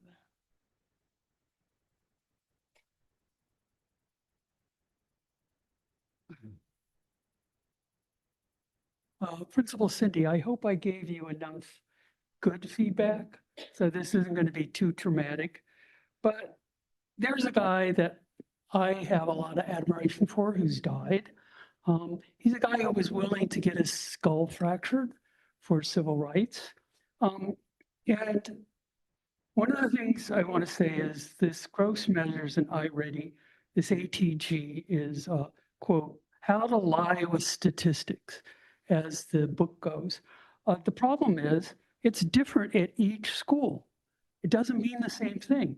This isn't the old adequate yearly progress to a standard. This isn't the stretch standard. This is everybody looks like they're 50%. But if you look at the Castro actual results, it went down.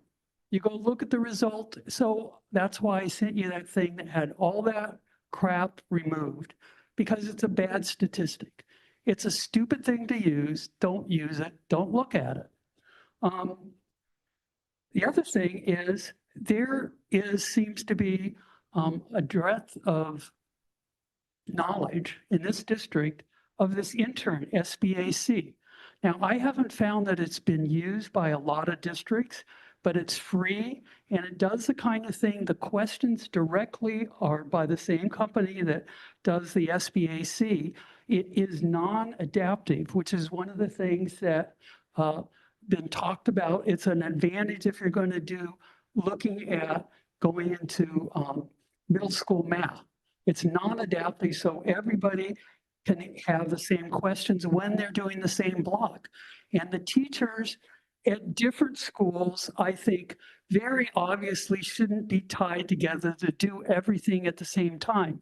In the district where Jeff was managing, it was well known that people were supposed to be on the same topic on the same day in the same, if you're teaching third grade, well, that's what maybe it was before you were managing, but there was very much uniformity of what people were expected because look, the schools were very similar. The schools are different here. And one of the things is if they're using modules and if they're doing something at Castro, they eventually need to do the same modules, but it isn't clear that you should see all the teacher groups, the communities of practice. We're talking about that, but you need to let the teachers pick which block they're going to be. So you need to really look at what those interns are. Otherwise, you're going to be having teachers do something that's already been done, making questions that meet the standards. Thank you. I'll remind speakers that we often have families listening, so please do not use profanity or other language. I can't stop you, but I would request that you refrain from that. Next speaker, I will go online, Ms. Liu. Hello, thank you for your presentation. I'm glad that the district is looking at something aside from iReady. I'm not a fan of iReady. Before iReady in 2018 and 2019, my parent-teacher conference with the teacher was so much more meaningful with better data. But once it went to iReady, it's very confusing, and also it's like data that like the teacher have to decipher and then present it, and it's just like not their own data. So I'm glad that we're exploring other options because as Superintendent Bayer mentioned in the past, teachers spend 180 days with their student, so they would know their student best. So one of the questions is like, why are we using the trained personnel to administer the one-on-one for the M class, which is one of the questions I have. Santa Clara Unified School District, for their early literacy team, they have tier 3 support, which is one-on-one interventions. And my understanding is our early literacy team only have tier 2 support. So I'm just wondering if that could be something that we could look into and do that because they have they have really good results. I think recently they just won the county award for the LAC team. And then the Benicia School District in California, SoCal, San Benito County, that's the only district in California with where SAD low-income student performs well. So I hope you look into that. I think they have something about building bridges to school literacy where kids have access to these books that don't need internet access, but then they have book read to them and then teach them how to read, and that's really helpful. And then I was looking at the Los Altos School District board meeting this past Monday, and they also did a presentations on the mid-year. I noticed that for them, the staff, they have IMSE training and implementation. I'm not sure how that is being done in our district. And then they also, the thing that they think they've done well is like they have parent ed. They increased the aid time. I think parent ed is an important component of it because I mean, you're teaching the kids at school for 6 hours, but if you're gonna teach the student how the parent how to help their kids, I think that will pay in dividend as well. So I know you have done a lot of that in the past years, and I'm just hoping that that continue. Thank you. floor is now closed to public comment, and I will return to the board for discussion. Any discussion? Yeah, I think I'm looking forward to seeing, I think, as staff starts working through how we refine the assessments, I'm looking forward to seeing kind of the breakdown for what the plans are and the recommendations for how we refine that. I assume much more of our discussion will happen later in further items, but Trustee Reed. I wanted to highlight those teachers at Castro that underwent 20 plus hours of training on their own personal time to make sure that their students are seeing success. That's huge. So kudos to them for that and for seeing already improvement in their student progress based on their willingness to spend their own time to make sure those students are finding success. Trustee Conley. Yeah, I think as you alluded to, President DeFazio, the theme for the night is around kind of our work around student achievement and meeting student needs. It's a very student-centered night, which I appreciate.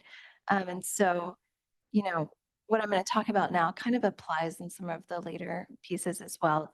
But looking back, the 24-25 school year was really a year of what I think of as tightening up the ship. We were finding holes, we were fixing problems, we were making sure that we had a tight ship. This year is about changing direction, turning that ship. And I think the Arenda report has provided a really good pivot point for us. It's a baseline for updating our strategic plan. We can combine it with this data that we keep getting to make some informed decisions about what we're going to do differently this spring. You know, Castro is a great example of where changes are already being implemented based on data provided. But then with our strategic plan, what we're going to do differently for the next school year.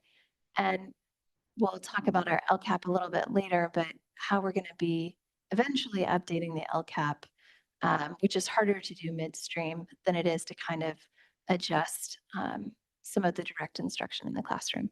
But I think, you know, this is a real opportunity space that we're in. I feel a lot of urgency about trying to make sure, even though these things take time, that we're not losing our students now. And so I appreciate the urgency of the work at Castro that you described, Ms. Nguyen, and how responsive the team already has been to trying to make changes, figure out where there are things that can be altered and to improve student outcomes.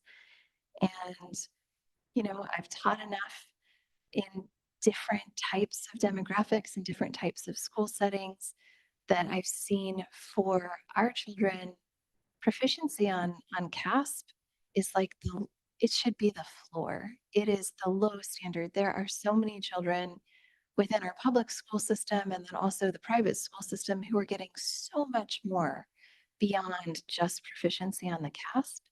And yet we still have a lot of work to do just to get to proficiency on the CASP. But I think maintaining high expectations and setting that standard across the district is key to making sure that all of our students have more access to opportunity in the future. So I appreciate the report, Cindy. What I'll just preview everyone to, right? As the report said in Arenda, and their kind of theme is our system is getting exactly the results that it is designed for, right? So when we talk about needing to change some of the pieces in order to get different results, that's going to be a tough conversation, right? Because it means we're going to do things differently than we've done them in the past.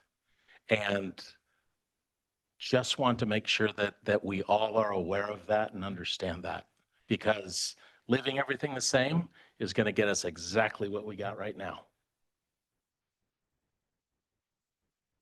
All right. Seeing no further discussion, thank you for the report, and we will move on to item 9C. This is overview of the results of 2025 California dashboard. Again, discussion only. No action will be taken tonight. Associate Superintendent Bauer, present the staff report. Okay, so tonight I'm here to present the results of the dashboard. The dashboard was released in November. So these are, and I keep in mind that the dashboard results are based on the 24-25 school year. So we're talking about what happened in the last school year, and now we're in February of our new school year. And a lot of what you're going to see tonight, albeit in a different way, is a lot of what Arenda reported in their data too, because they talked about suspension, chronic absenteeism, CASP, and all of that is similar data to the dashboard. So just a little bit, the dashboard is part of our state accountability continuous improvement metric. It measures how districts and schools are doing meeting the needs of their students. It helps identify strengths, weaknesses, and areas of need, and they use it to identify schools that may need technical assistance or state support. So there's multiple indicators. We have local indicators. These are indicators where there's no state data available. So these are areas where we self-rate. So we annually measure our progress on those indicators, and then we present to you our self-rating at the same meeting that we approve the LCAP each year. And then we take those ratings and we publicly report them on the dashboard.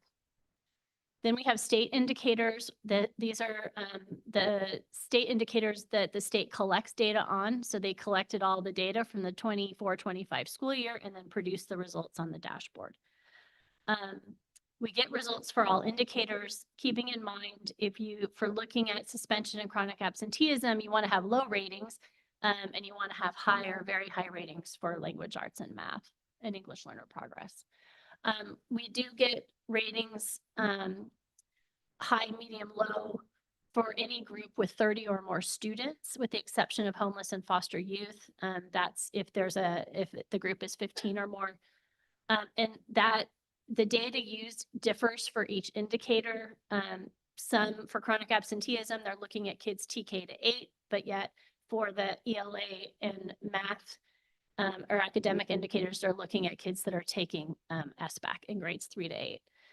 So you'll see some groups will have results displayed, but no performance level, and some will have no data to preserve confidentiality. And now nothing wants to move. Sorry. My computer has there. So let's just look at some of our results. Again, we're looking at results based on last year, 24-25. And what they do is they look at status and change. So we're going to look at the results from 23-24, and then we're going to look at, did we grow, increase, decrease in 24-25, and that's how we get our rating. We're sharing ratings. The way I did it was in a table. You have arrows so you can see, did we grow or did we increase or decrease depending on the indicator.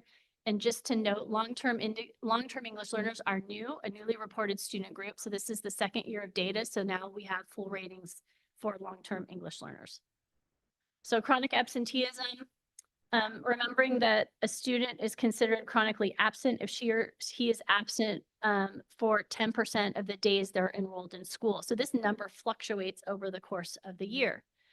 It's different from truancy, which just looks at unexcused absences.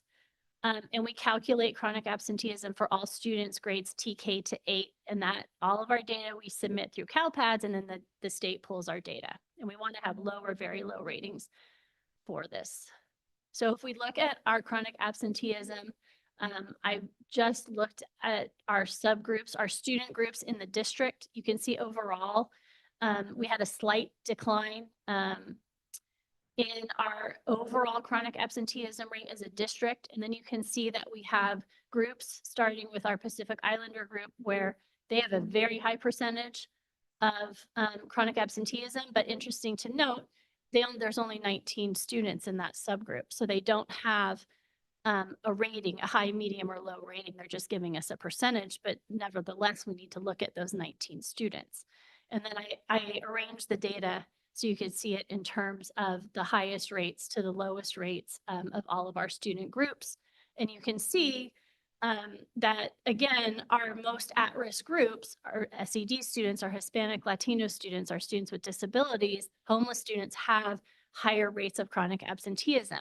While we're still seeing declines for the most part, our declines are leveling off. So we're not seeing the drops in chronic absenteeism as big as we have over the last couple of years, with the exception, I would say, of our homeless students. You can see we continue to make consistent progress with getting our students who are considered homeless back in school. So just some trends, like I mentioned, we definitely have a lower chronic absenteeism rate from the state. And we continue to focus on this. So we are seeing declines. But we definitely, as I mentioned, we're seeing decreases a little bit less than in previous years. And we saw it at Castro last year that after a couple of years of decreases in chronic absenteeism, they actually had an increase of 3.2%. So looking at suspensions, again, this is looking at a student, they're counting students who were suspended. They only count one suspension. So this is not looking at all the suspensions of all the kids. It's looking at how many kids were suspended at least one time over the course of the year. And this is another indicator that is, you look at grades TK to 8, and we again want to have low or very low ratings for suspensions. Again, I arranged this slide. This looks at our student groups from the highest to the lowest suspension rates. You can see our long-term English learner suspension rate is very high. I did look at where that rate is right now. It's about 13.5%, so it's still high, not as high as we did at the end of last year. But you can see, and even we saw this in the Renda report, our suspension rates are not really high, and they continue to decrease as we continue to work and provide supports to students, because we know that for students to learn, they need to be in school. So again, we have a 2.4% suspension rate, which is we had a slight decrease over 23-24. The state suspension rate is 2.9%. And again, that highest suspension rate for long-term English learners. And we saw decreases across the board, except for a few sites, Mistral and Vargas, but their increases were very minimal. So looking at the English Learner Progress Indicator, this is looking at the percentage of students who moved up at least one performance level on the LPAC or maintained a level 4 and may not have been reclassified. And just as Dr. Nguyen mentioned, this is definitely a fluid group of students. So you're going to see a lot of fluctuation in these percentages because you're pulling off the students that reclassify each year, leaving yourself with your true English learners. And we want to see, we would like to see percentages increase year over year, because we always want to see more kids always gaining on the LPAC or maintaining that 4 and then reclassifying. This is one of the indicators where if we do not test 95% of our students on the LPAC, where we can receive a penalty, which would lower our scores. We had a 99.9% rate of testing. In this table, and I've thought long and hard about how to redo this table is a little harder. So if you look at the percentages in the middle, that's probably the easiest. You can see that fluidity in our student group. So if you look at Landals from 24 to 25, in 23, 24, they had 70.8% of their kids who were progressing on the LPAC or maintaining that 4, but in 24, 25, they only 26.7%. So that's showing that fluidity with our students and our EL group. And I think so you can just see the schools. I ranked them by the 2025 scores, the lowest LP percentages to the highest. You can see MI, who has 37 ELs, but almost 90% are making that growth every year. So we have a 49.7% of our students are making progress. I think it's interesting to note that from 22-23 to 24-25, just in that span, our English learner numbers are increasing. And what we had seen before COVID and into COVID is actually our English learner numbers were decreasing. So now we've switched that trend, and each year we're getting a few more English learners. We're creeping up with more. we had use, like I mentioned, mine had a very high rate. But we had 4 schools that were rated as very low or low with Castro, Mistral, Landals, and Bub. So academic indicators, we're looking at our students in grades 3 to 8 who took the smarter, balanced, summative assessments, and also included in the methodology of the scores are our students that take the California alternate assessment. So that's for students who have significant cognitive disabilities. So they may take they take the CAA, and they use a score or they use a methodology called distance from standard. And I put all of the how that's done in the appendix. But we would want to see high or very high ratings for ELA and math overall and for all of our student groups. So this is another academic indicator where we are required to test at least 95% of our students. If we don't, then we get what's called a loss penalty. And we actually had that happen to us last year and this year, different groups. But I think it's important to know that while federal accountability requires 95% participation, California Ed Code allows parents upon written request to opt children out of testing. So these two things are not in alignment. So we do have to notify parents of their rights of opting their children out. We did see a loss penalty only of 1 point for a loss penalty, what the state calls of 1 for both ELA and math for our African American student group because we only tested 93%. So this shows our distance from standard. So you can see prior year to current year and looking at our students who are farthest away from standard. So when you are minus 115 points as our long-term English R's, you are really far away from standard. Now, they got a little closer because they were minus 125 points, but that's not what we want, right?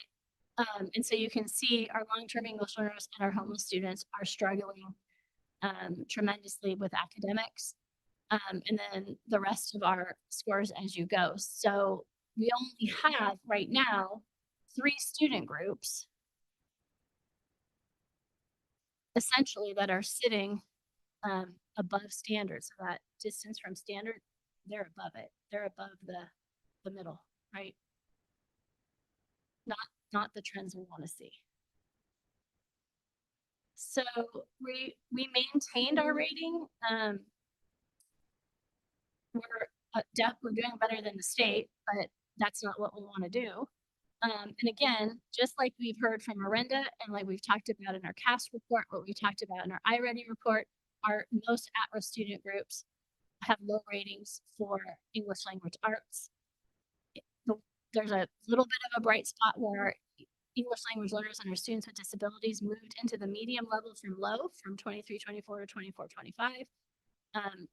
But we're not closing the gaps.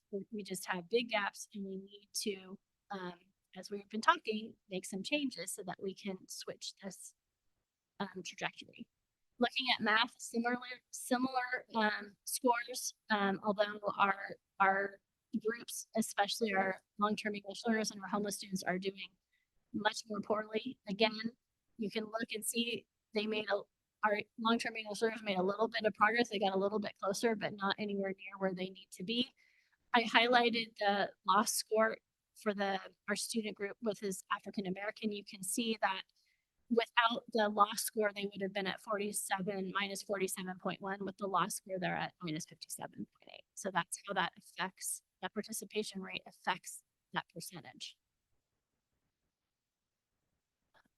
So again, we're above California, but similar story. We're not closing gaps. We're not doing well for all of our students in our district.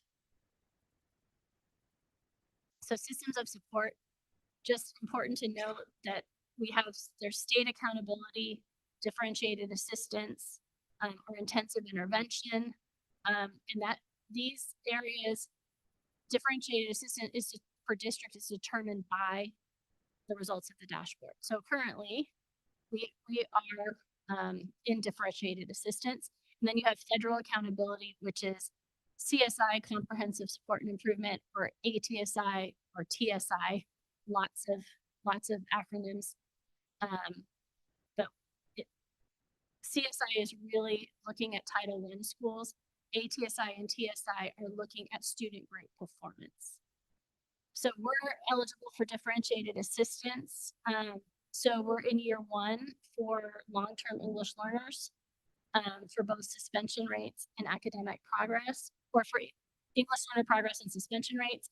And we're finishing year 2 for academic progress and high rates of suspension for homeless students, and similarly for students with disabilities.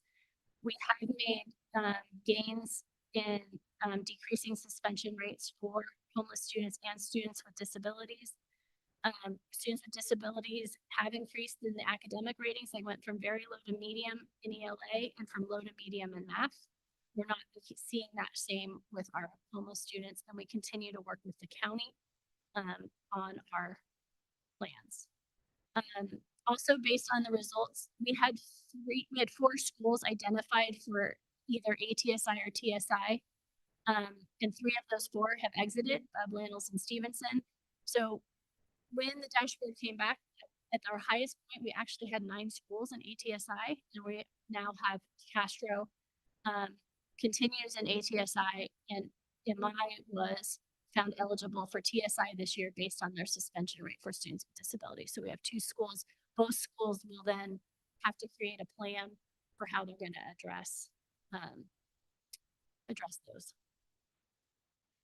So just things to consider, you know, like I mentioned, the dashboard's not released until November. They're trying to move it up.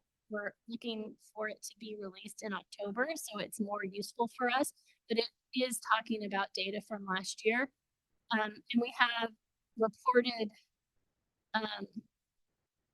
to the board on lots of things already in the dashboard. We've talked about CAS scores, we've talked about chronic absenteeism, we've talked about suspension. The Orinda report validated what we're seeing here tonight. So just action steps. We started all of this work at the beginning of the year because we have all of that data. So just continuing working on our chronic absenteeism, reviewing our absence reasons, looking at that data with our administrators at our leadership team meetings monthly, and working on trying to better understand root causes of absences and improving attendance. In a lot of cases, chronic absenteeism issues can be very directly related to a family. Every family has a little bit of probably a different reason for why their child may be chronically absent. So it takes a lot of that touch work to help reduce that. Suspensions, again, we have done quite a bit of work and we see our suspension rates coming down. I think one of the big things that we're doing right now is they're working, we have a group that's been going through a trainer of trainers model on restorative practices. And we'll be looking at, as we start planning for the upcoming years, along with the Orinda report, how we're going to start expanding that work out from that trainer of trainers model. English learner progress, a lot of work has been done. Director Nguyen mentioned the LPAC interim assessment, which we did give, and we saw actually examples of that from Principal Dolmans today, and just how we're able to see how kids are progressing on different pieces because we've been giving the writing portion of that interim LPAC to support our students. We've done a lot of training this year with different teachers and groups, especially our TOSA for English language development has done quite a bit of training. I got to watch in October when the Graham staff took a portion of the LPAC and how eye-opening that was for them to see what their English learners were going through and to realize that on a test like the LPAC, the verbal, when directions are given, it can be given one time. On the CAS, but these kids can have it repeated or reread it, and on the LPAC, it's done once. And if you don't hear it, right? So we've done a lot of work trying to help our teachers understand what the rigors are of that assessment, because that, just like the CAS, that's a high stakes test for our English learners. Academics, like, we're in year 2 of our curriculum adoption with Amplify. We've done a lot of work with writing this year related to our Amplify curriculum, and a lot of work with our MVWSD way and solidifying our tier 1 instruction. And we know that that is going to be where we are going to make changes, the best changes for our students. Our math curriculum adoption committee has met, and we're just getting to the point of starting to look at curriculum. We've spent a lot of time, Director Nguyen has led them through quite a bit of professional development on the framework and being ready, getting the committee ready to look at the curriculum coming up here on a Saturday in 2 weeks. Let's see. So just next steps. We're sharing tonight. Our sites have been out sharing their dashboard ratings. Sites are looking and making adjustments to their site plans. Currently, we're coming up on the last day of the LCAP climate survey. And we're continuing to work on our MTSS system, and we're continuing to collaborate with the county office on our differentiated assistant plan. With that, I will stop sharing. Thank you. Any clarifying questions from the board? Vice President Henry? On slide 13, which is the chronic absenteeism, just statistics and the assigning low, medium, high. I was just wondering, just for me to understand how that kind of low versus high versus medium is determined. I see some numbers that look very similar, and one time it'll be high and one time it's low. So just so I can understand. So yes, so I wonder if I could think what I could do, which would I think be very helpful. If you would allow me, I could show you the 5x5 grid, which is, I think, the way that I'm going to share this from now on, because for someone like me who does this all the time. Okay. So if you look, you can see here, this is what they call the 5x5 grid. And this is for chronic absenteeism. So depending on where you were last year, right? And where you gained or you either increased, maintained, or declined, it places you into a spot. And the one I would use is our subgroup of 2 or more races as an example. So in 23-24, they fell here in their chronic absenteeism rate was 5%. But because they decreased by 3.9%, they fell in the blue category or the very low category last year. Okay, so this year they increased by 0.06. Well, that moved them into the medium category, right? But because they increased by 0.06, between 0.05 and 3.0, that put them in the orange. So this is why. Thank you. That was one of the ones that I had seen. So I think what I will do next year is I will snapshot this, and this will make it much clearer. Any comment? Thank you.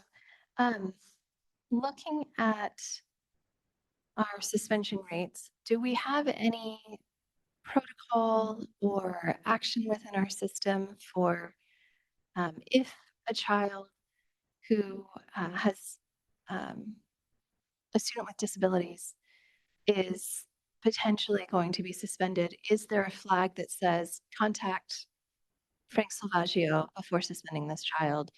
For our McKinney-Vento students or our unhoused students, is there a flag that says contact our McKinney-Vento SCIFs before suspending this student? There's not a flag like that. They are flagged in power schools. So a principal would know if a student is considered homeless or a student has an IEP. So they would know that and be able to have those conversations with appropriate staff at the site. But there's not a direct flag like you're asking. And then another question, when we look at, and I asked this yesterday, I don't know if you had time to pull data on it, so it's okay if you haven't, but we were talking yesterday have we seen any, I'm curious for our students who are chronically absent, or our students, maybe it's the reverse, for our students who attend ELAP or Beyond the Bell, are their chronic absenteeism rates similar to their peers who don't attend those programs? My guess is it might be different, but I don't know. So we haven't we had just finished pulling the academic data for students, but that is going to be included in Director Watan's report because she's going to be coming back to talk about ELAP, and we're going to include all of that data. Oh, great. In that Thank you. presentation. Thank you. I've been to some presentations on chronic absenteeism by different organizations, and some districts find that having that after school programming helps decrease chronic absenteeism because kids want to come and participate in it, or their parents want them to have care all day. And then my last question is very specific. We're talking a little bit here about the implementation of Amplify. We know that our multilingual learners, we still need to make up gaps in literacy. That's kind of one of the themes of tonight. At Mistral, my understanding is right now they're teaching the full Amplify curriculum in English and Spanish at the same time. How is that going? That's a lot. It's a lot. And I think where there has to be more work, especially at Mistral, because their schedule is more impacted than any other school. There has to be more work in alignment of what's being taught in English and what's being taught in Spanish, because we can't just be doing everything the same. So we're going to we have to do better work with aligning what's being taught in each language so that we're not teaching the same thing twice, but we're bridging what's being taught in each language. And I think that's the work that needs to be done there to better support that implementation. And I'm curious if like 50-50 versus 90-10, I know we don't necessarily want to open up that bucket of that can of worms, because I was here for the change from 90-10 to 50-50 in the model. But if that would ease some of that tension, because in a 50-50 model, I think that's why it's being directly kind of taught the way it is. It could be. I mean, it's one of those things that we'd have to come back and really Kind of dig into. if that was the desire. Thank you. So on the EL progress slide, I noted that like Vargas had a pretty dramatic improvement in progress, like 44 to 68%. Is there anything that you're doing specifically at that site, like practice-wise or program-wise, that might kind of account for that? I think because that's been an ongoing, we've actually done ongoing work targeted Vargas because their LP score was pretty low a couple of years ago. So we added newcomer support there. So we have a teacher there working to support those newcomers, and that's been going now for 3 years. And I think that and Principal Taylor had a focus on English learners and how they were different pieces he was doing with his teachers on that in the 24-25 school year. Are there plans is that replicable at other sites, or things that we're planning on rolling out or figuring out what the investment is that we would be doing, right? If we're seeing success there. Yeah, I mean, it definitely is. I think the other thing we have to just keep in mind is I think that the kids are constantly changing, right? So we can look at what he's done. And yes, we could replicate it, but it may not be the same need that other schools have, right? Like MI has 89% of its kids or their English learners meeting the LP score, but she only has 37 kids and she's got a dedicated teacher there working with kids. So it's easy. It's a little easier when you only have 37 kids. Well, if I might add, Principal Siam is like your stealth superhero on ELD. Yeah. She was the person who trained me in this district in English language development instruction. Like she is an expert in that area. So I'm not at all surprised to see those results there. Any further questions? One more, it's kind of a combined question, back to chronic absenteeism. On slide 39, you talk about the school and attendance review teams that review and monitor the attendance. Can you just talk a little about what they do and who's involved in those teams? So the teams vary by site, but it's usually the principal, it's usually the SCEF. And what happens is they're looking all the time at students that have attendance issues, right? Could be truancy, it could be chronic absenteeism. And as kids come up, then they actually have meetings with parents, and they call it a SART meeting, to get together to try to problem solve whatever the issue is, right? And come up with strategies for how to support that family, whether it's the student chronically absent or the student being truant or what's happening. So that's really that work. And then some of the training for that work has gone on during our leadership team meetings, and what that looks like, and what they have a list of different interventions that could potentially be used depending on what issue the family's having. All right, seeing no further questions, I'll now move on to public comment on this item. If you would like to speak on this item, please turn in a speaker card. If you're online, please use the raise hand function. I'll wait to see how many speakers we have and allocate time accordingly. Please turn in your speaker card. Turn in the speaker card, and it's the usual process. Any members of the public online wishing to speak? Seeing none online, so I will do 3 minutes. I said 3 minutes.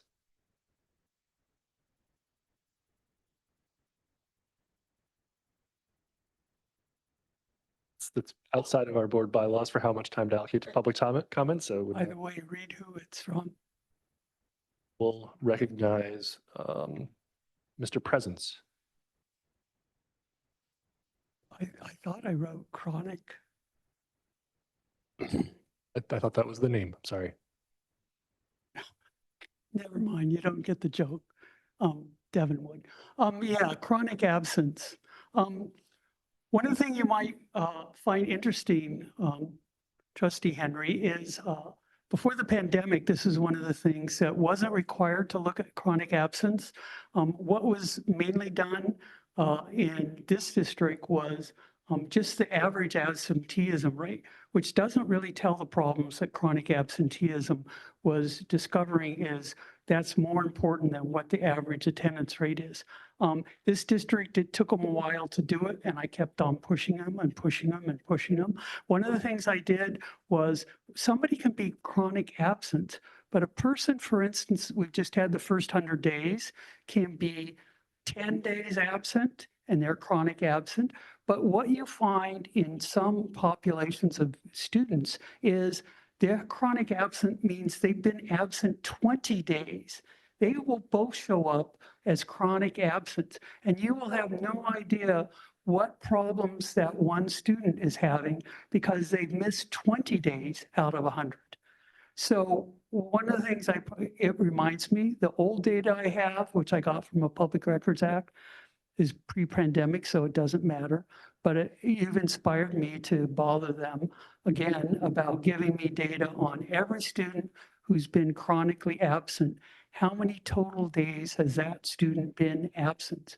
Because that distribution makes much more shows much more what the teacher has for problems for trying to do things that are not level 1 instruction, right? Instruction when the kid's already in the class, going along with the flow of things. It makes it twice as hard for the teacher when they have a student who's been absent 20 days rather than a student and is chronically absent versus one who's been absent 10 days and is called the same chronic absence. So thank you for your 2 questions on that item. Thank you. Now return to the board for discussion. Is there any discussion? Trustee Conley? Thank you. Thank you again for the presentation.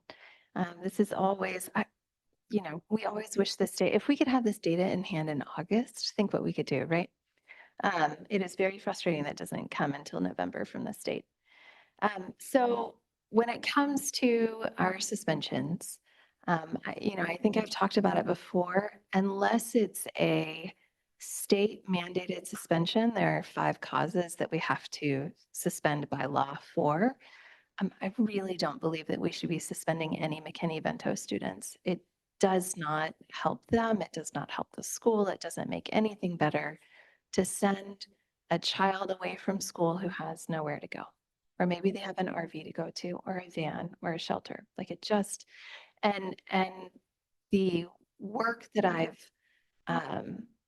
been able to participate in, and the different conversations I've had with kind of our county level and other districts in the state around this, is that we really should not be suspending any McKinney-Vento students unless it's those state mandated reasons. So I would love to see some sort of formal flag that says this is a best practice that some other districts have, and an approach of if a child is going to be suspended or is on the kind of consideration for suspension, that there's a mandatory contact to Priscilla and Eduardo, our McKinney-Vento coordinators, to discuss the situation with them before it's done, to see if some sort of alternative can be figured out for that child, instead of sending them away from school. And then on chronic absenteeism, as I said, I've been to a lot of presentations about this recently, and it's not just our district facing it, right? We made really significant progress for a while. Some of the things that I've heard about that I don't know if we do or not. One is that my understanding is the reporting for chronic absenteeism, I don't think it formally starts until after the first 30 days of school, if that's correct. And so one of kind of an exemplar district in this arena that I heard talking about this topic, they said that they started from day one tracking absenteeism. So they didn't miss that 30-day mark when the actual requirement kicks in, because in those first 30 days of school, you can already get off to a bad pattern, or even rack up enough days that you're kind of in the hole for the rest of the year. And it's a really formative time of the school year. Some other districts that have been making really good progress in this area, they do things like a weekly data roll-up. So they ask every single school site to send in their absenteeism numbers and their chronic absenteeism flags at the end of every week. And then the superintendent posts a ranking of all the schools in the district to the principals that shows where everyone is for that week. And they are tracking it that aggressively to try and address chronic absenteeism, not in a punitive way, but in a, wait, you guys are having great success. What's going on? How do we improve it? And just making sure everyone's tracking it on a weekly basis. That's a lot of work. I think it's work that might be worth it. And so I'm curious if that's something that we've explored. And then the other piece of chronic absenteeism, which I know we already do, is this case management piece of really sitting down with families to talk through what's going on, what are the barriers, how are we getting you through them. What I've been hearing in the community is that people are scared about ICE. And there are times when parents may be afraid to leave the house, or they may be afraid to have their children leave the house. And so what can we do as a community to also, as a school community, to support in that situation? It's really challenging, but maybe there's further community building or outreach work that we can do to our, especially our immigrant community right now, which in some cases overlaps with our SED community or unhoused community, to really support them and build trust and confidence and figure out ways to get their kids to school.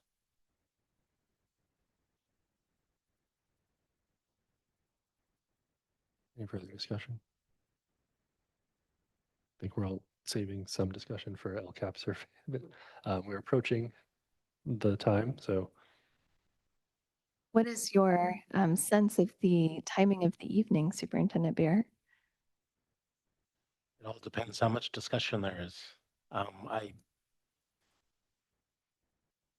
It's a little bit hard to predict. Okay, I'm going to make a hopeful goal, but I'm going to put a big boundary on that so that we don't have to redo this motion later. And I make a motion to extend the meeting until midnight, but my hope is that we'll be done well before 11.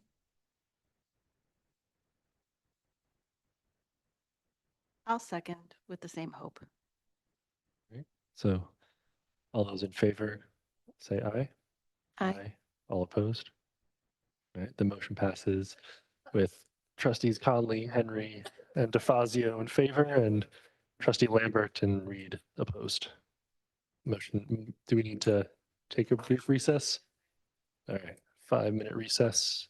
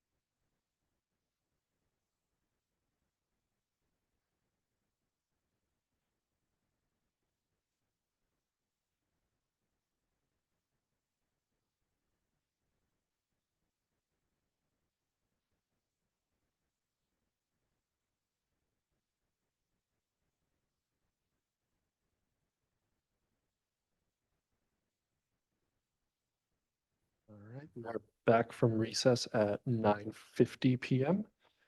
We will now move on to item 9D, Local Control Accountability Plan, mid-year update. This, again, discussion item only. This is Associate Superintendent Bauer and Dr. Westover presenting the staff report. Mostly, I'll be presenting tonight. So before I get into the update, I just want to acknowledge the fact that we're in a very interesting time, right? So we have a 3-year LCAP that was built off of our old strategic plan. It has a lot of items in it based off of our old strategic plan. It has a lot of actions in it that we heard from Arenda that may need to be tweaked, things that need to be changed. A lot of our metrics are around iReady. So while I'm reporting on this, we have to report on it, right? Because that's a compliance requirement. But knowing we have to keep in mind that we're also in the process of thinking about a lot of change. And I think that as we move through the rest of this year and we start looking at how we're going to make change over time, think about how we're going to address the LCAP, especially considering we're moving into the 3rd year of this plan, right? And so how much can we change can we change the entire plan in the 3rd year? I don't know. I've never done that before. So I think we might have, but we're checking, we're going to find out. And so it might just be a little bit messy. I think we're going to have to live with the LCAP being maybe a little bit messy, but I'm going to figure out what I can do. Thinking though that I draft this plan in April because it has to go out to public comment in May. So we would have to be really ready to go if we were going to make full sweeping changes of it by April. So just saying that. So as we're formulating questions and thinking about discussion, recognize that this is a plan that we know we need to change. Right. Right. Okay. So just so you know, our LCAP was aligned, as I mentioned, to our old strategic plan. So our mid-year update, we're required to present a mid-year update on the LCAP and the local control funding formula budget overview for parents on or before February 28th. This is in addition to the annual update, which we do at the end of the year, which reports on the same information. It's presented for discussion only. There's not a required template. We have to provide you all available mid-year outcome data related to the metrics in the LCAP and mid-year expenditure and implementation data on all actions identified in the LCAP. So looking at the impact to the budget overview for parents, really what this slide is showing us that our budget is fairly close. We actually got a little bit more revenue in terms of federal funds, a little bit more revenue from where we were at our adopted budget back in June. And then here, just looking at our total budgeted expenditures in the LPAC, we projected to spend about almost $14.5 million on items in the LCAP. And then at first interim, we're projecting spending about 14.270 million. We're really close, and these numbers will change as we move through the spring. So I have some, this is going to be really, really simple. I only am going to kind of present to you a little bit about where we are financially by goal and what we're doing. So for this purposes of this report, you have to have a cutoff for fiscal. So we pulled expenditures as of November 30th, 2025 for this report. So if you looked through the actual mid-year report, you're going to see some items that have been fully expended. You're going to see some that may not have any expenditures because we may not have been invoiced for that. The math committee is a good example. We started work with the math committee in December. Well, we pulled expenditures in November, so we're not going to show any money spent in this report, but we will spend that money by the end of the year. So right now, currently, we have spent, as of November 30th, about 2.8 million of the 7.6 million in goal 1. We updated progress on 12 of the metrics, mostly CASP and iReady scores. And I'll just mention for CASP scores, they're a lagging indicator. I know it's kind of confusing, but when I go to present to you the LCAP, so in 23-24, the first year of the, we were presenting the 24-25 LPAC, right? But when I present it to you in May, we don't have CASP scores for 23-24. So in order to have a baseline, I have to use 22-23. So right now we have scores for last year already there. That will be at the end of the year. So it's just, we're always a year behind for some of our metrics. And so I wanted to make sure that you understood that. And then some of our metrics we don't have yet. We don't have the survey results. We haven't done some of the work with the local indicators yet. And a couple other pieces we don't have and we won't get until later in the spring. And we are working on all of our 18 actions. And one is planned for spring, looking at how we're going to better support our students transition to high school. Goal 2, we've spent about half of our total expected expenditures. We have 5 metrics with mid-year progress and 7 will be updated. Those are all LCAP survey results. And all of those actions in that goal are being implemented as of December. Goal 3, which really looks at our culture, we've spent about $436,000. We don't have any metrics with mid-year progress because all of those metrics are related to the LCAP survey and the parent engagement self-reflection tool, which I will report on at the end of the year. And all of the actions are fully or partially implemented. Goal 4, again, we've spent a little bit of money here, $216,000. We have 2 metrics with mid-year progress, 9 metrics, which is survey data. This really talks about how our teachers are credentialed. Are the teachers we hired highly qualified? 2 actions are being implemented and 1 is planned for spring of December 2025. Goal 5 is looking at our distribution of resources. We've budgeted $522,000. That's for the purchase of Chromebooks, which will happen in the spring. And we have 3 metrics with mid-year progress, and all 6 actions are in progress right now. And then our last goal is really around Castro School. It's all the things that we're doing for Castro. We've spent about $306,000 as of November 30th, and we are implementing all of those actions.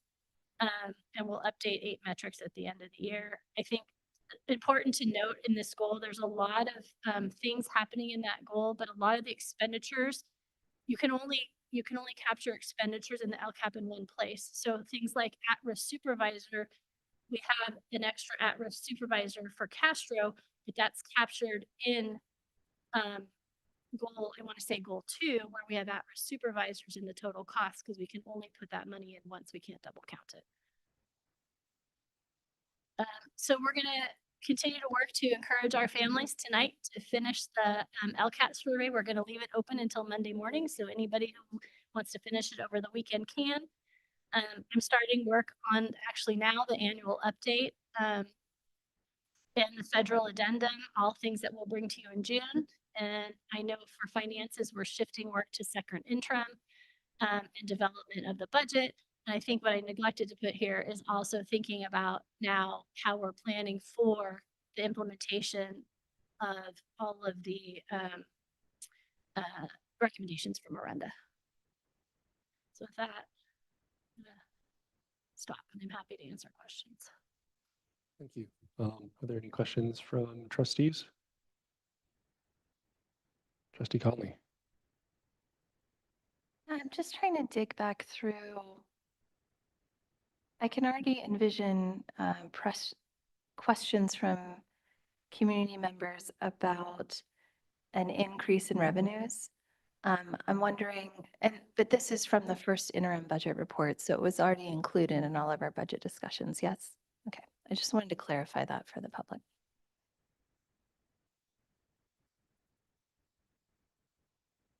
Any further questions? All right, with that, I will move on to public comment. This item, if any member in person wishes to address the board, please turn in a speaker card. If you are online, please use the raise hand function now, and I'll wait to see how many speakers we have and then allocate the time accordingly.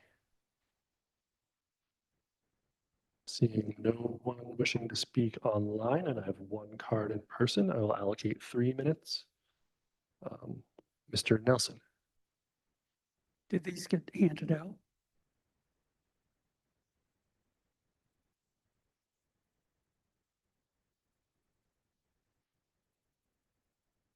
You can start it because I already sent, this is the same numbers that were sent out before. Yeah, one of the things is action 2.2, quote, chronic absenteeism differentiated assistance. This is one of the things I was making the point of. Differentiated assistant means chronic absenteeism isn't the same across all the schools.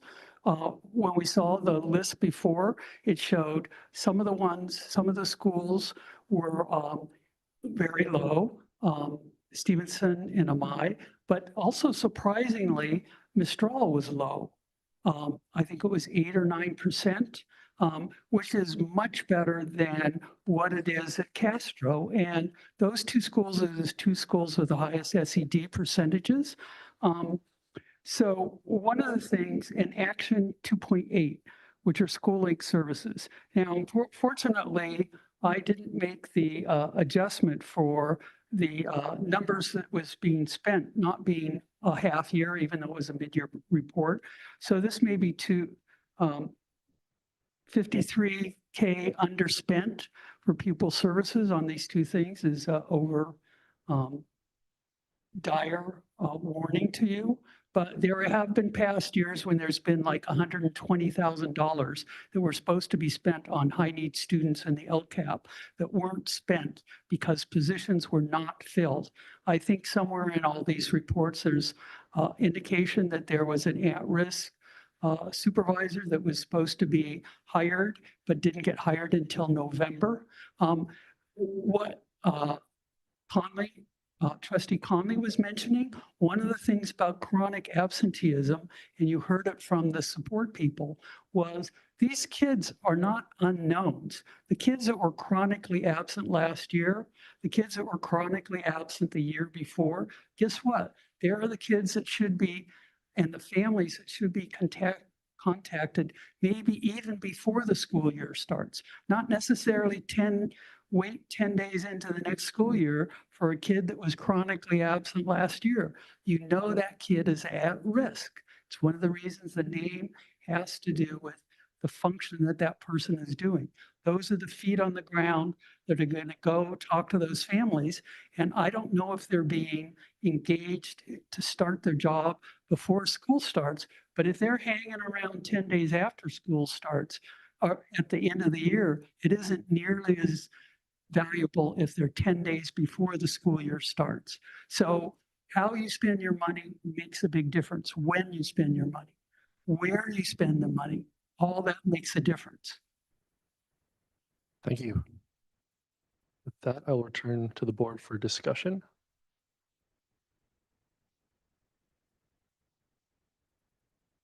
Vice President Henry. I was just going to say thank you for the introduction. Probably any of the questions or concerns I had you addressed by talking about the interesting transition we're in.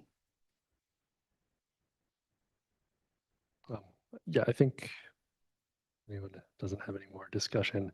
I think there's a couple of core things that in the interest of, as we consider reevaluating the LCAP and kind of what our goals are, I think this is a useful time to just indicate some of maybe the priority areas for us to focus on.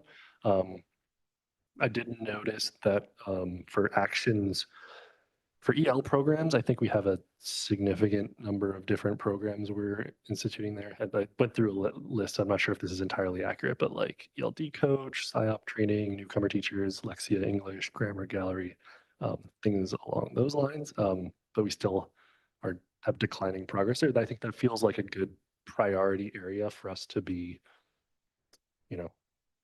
consolidating strategies around a few different approaches that might, in a strategic kind of local plan where we could put that together, if especially if we're reconsidering some of the LCAP work.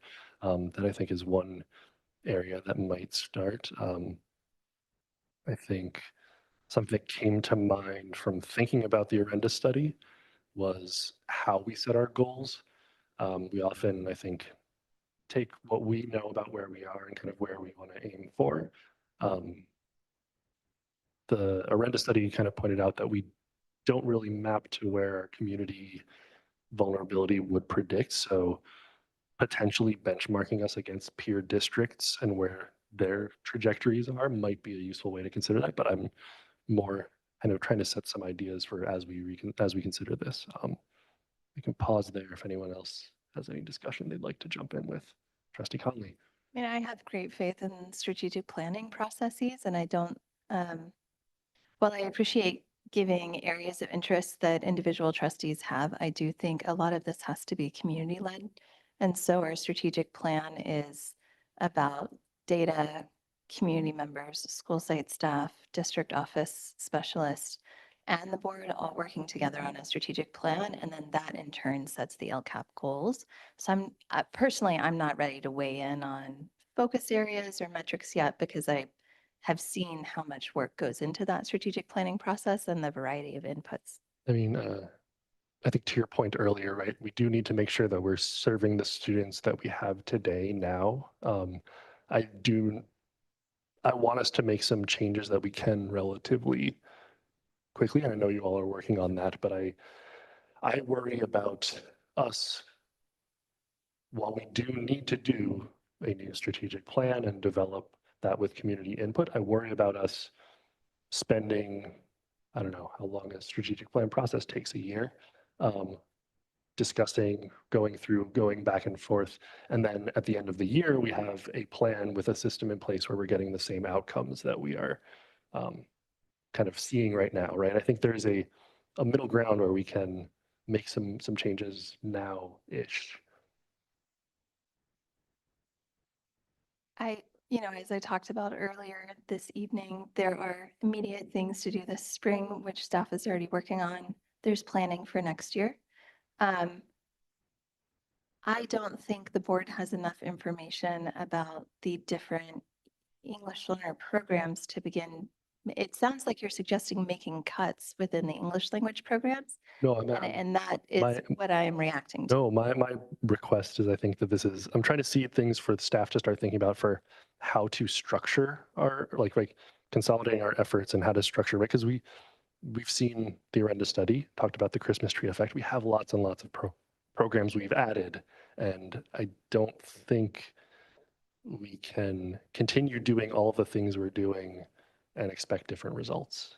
Yeah, you're just picking programs that we don't have any information about right now. I'm not suggesting that we necessarily do anything. I'm suggesting that staff come back with recommendations over, as they're talking about potentially opening up the LCAP.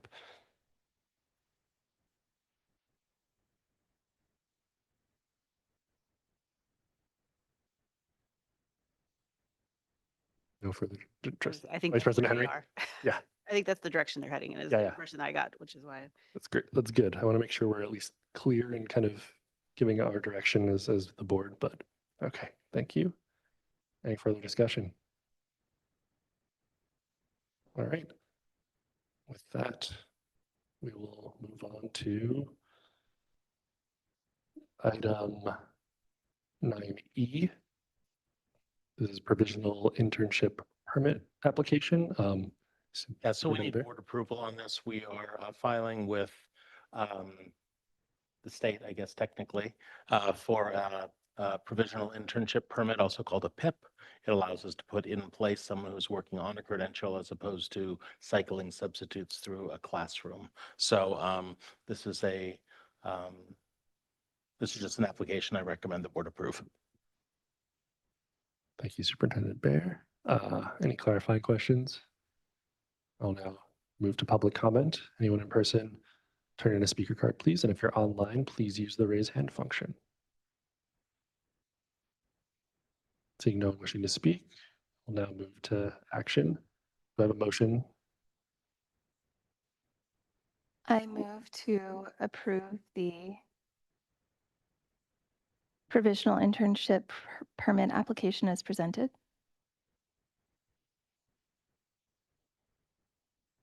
Second. All right, we have a motion by trustee Conley, seconded by trustee Reed. All those in favor? Aye. All opposed? The motion passes unanimously. We'll now move on to item 9F, resolution acknowledging Black History Month. Superintendent Bear? Yes, bring forward a resolution. February 1st marks the beginning of Black History Month, and we have annually recognized the importance of honoring the achievements of our African-American community members. And so we bring forward this resolution to honor them during this month and ad infinitum. Any questions from the board for staff? All right, I will now open for public comment. Anyone in person wishing to speak, turn in a speaker card. Anyone online, please raise your hand.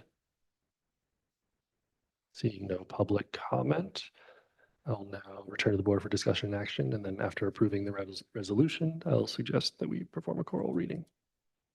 I make a motion to approve resolution number 01-021226, acknowledging Black History Month as presented. I second. Motion by trustee Conley, seconded by trustee Lambert. All those in favor say aye.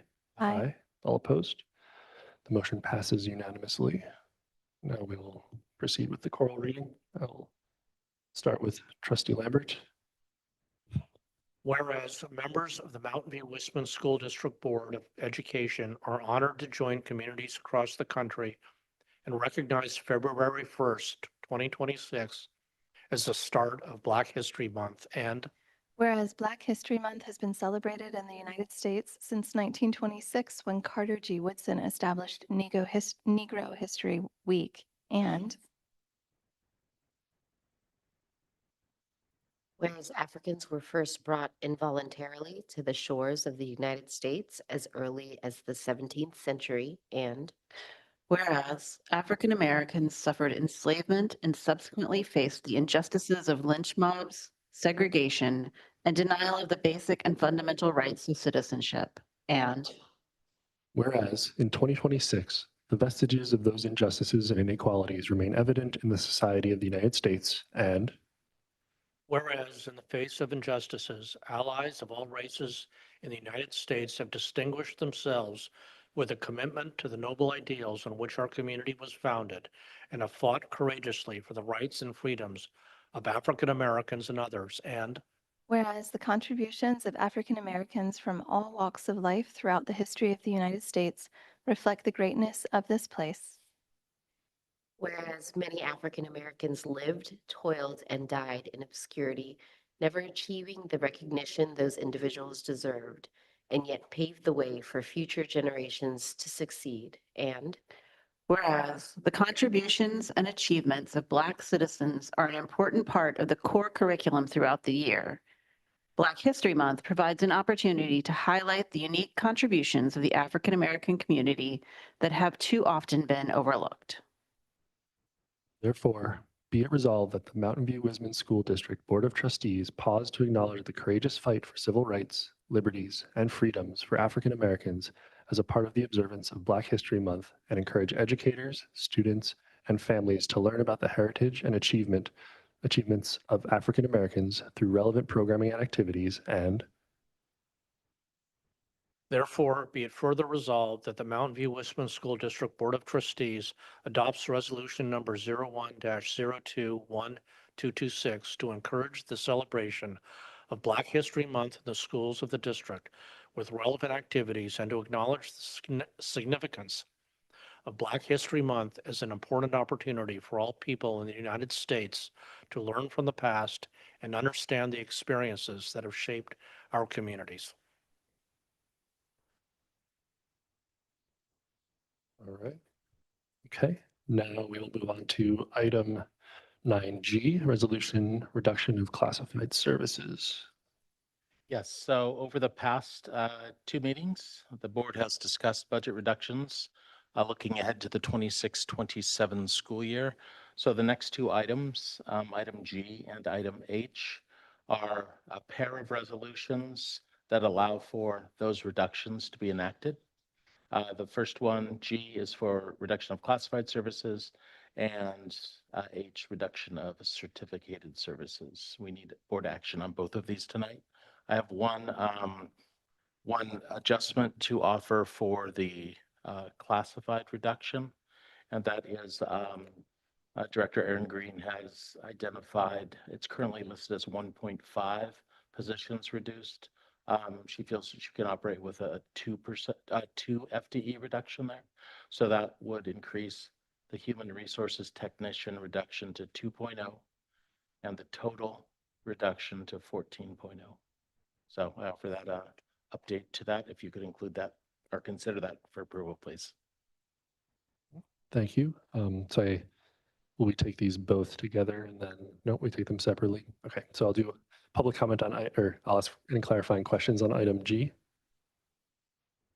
Seeing none. Now open public comment on item 9G. Any members of the public wish to speak? Turn in a speaker card, please, or raise your hand online. Seeing no public comment, I'll now return to the board for discussion and action. Do you have a motion for the reduction classified services with the recommendation from Superintendent Bear?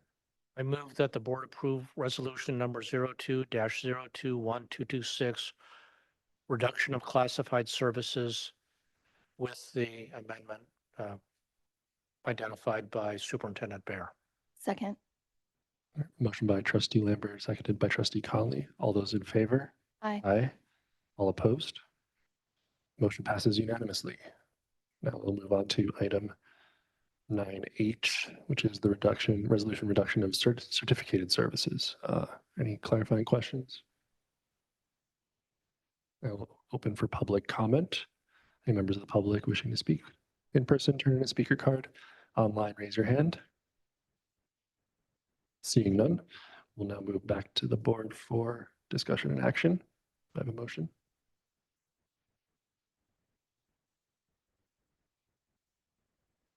I move to approve resolution number 03-021226 as presented. I second. Motion by Vice President Henry, seconded by Trustee Lambert. All those in favor, say aye. Aye. All opposed? Motion passes unanimously. Now we will move on to our last item, board bylaws and board policies, second reading. I will very briefly present the policies that we went through. If we can bring that up, I'll be.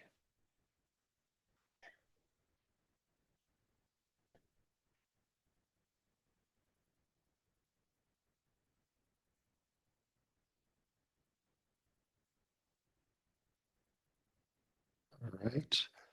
So just for some background on this for the public and for the fellow board members, this is our second reading. We read the first one at the board retreat, but Attorney General published its updated model policy language for school district compliance in December. The CSBA produced their policy packet with the updated language in January.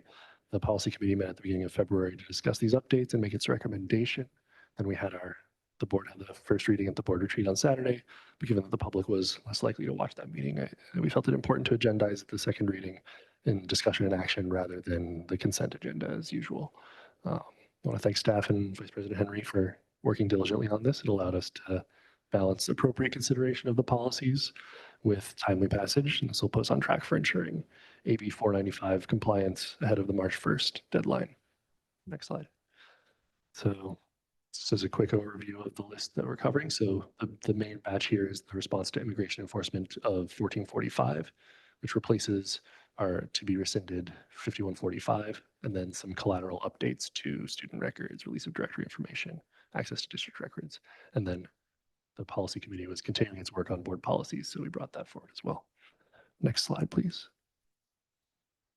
So I'll go quickly over, but this is kind of the centerpiece of our AB 495 compliance. It replaces, as I said, it replaces the existing one that we passed around response to immigration enforcement, aligning it better with the model language from the Attorney General.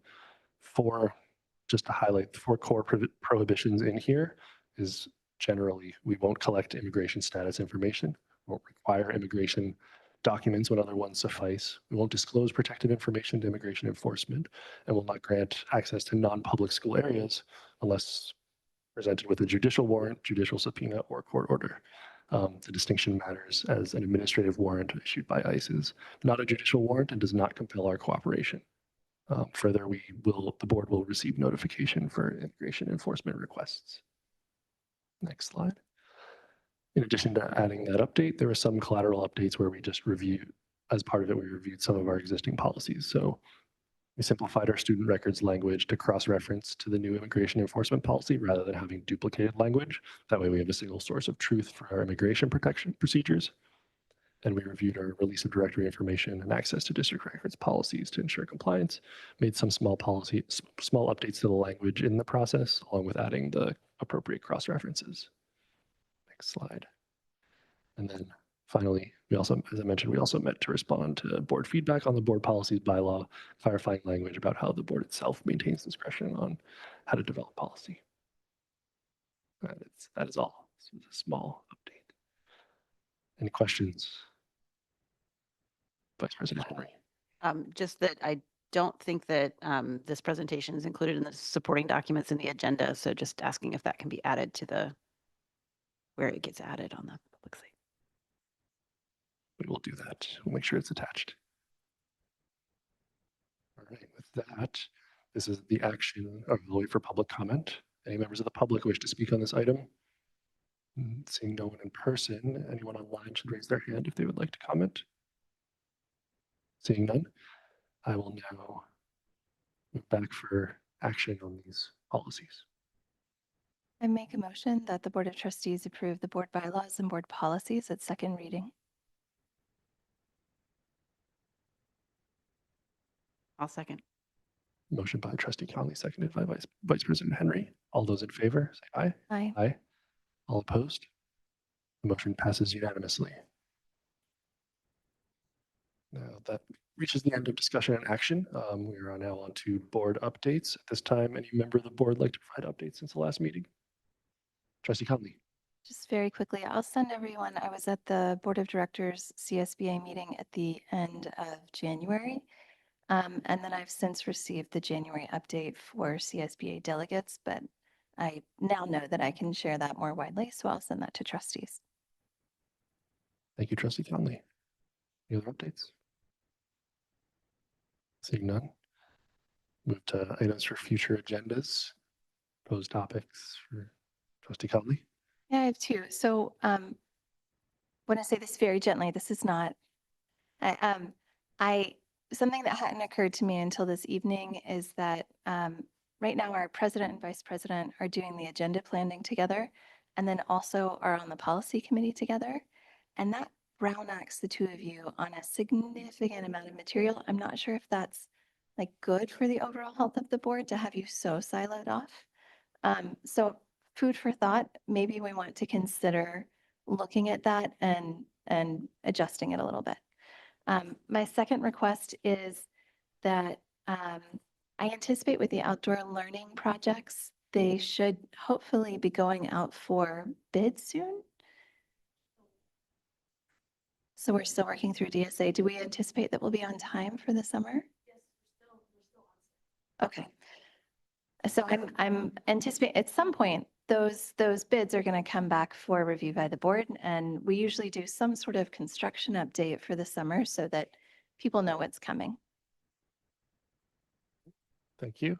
Any other items for future agendas? All right, seeing none, our next regular meeting is future board meeting dates. Next regular meeting is scheduled for March 5th, 2026. Additional upcoming meetings include March 19th, April 16th, and April 30th. Any further business? Hearing none, and having reached the end of the agenda, the meeting is adjourned at 10:24 p.m. and the next regular meeting is March 5th.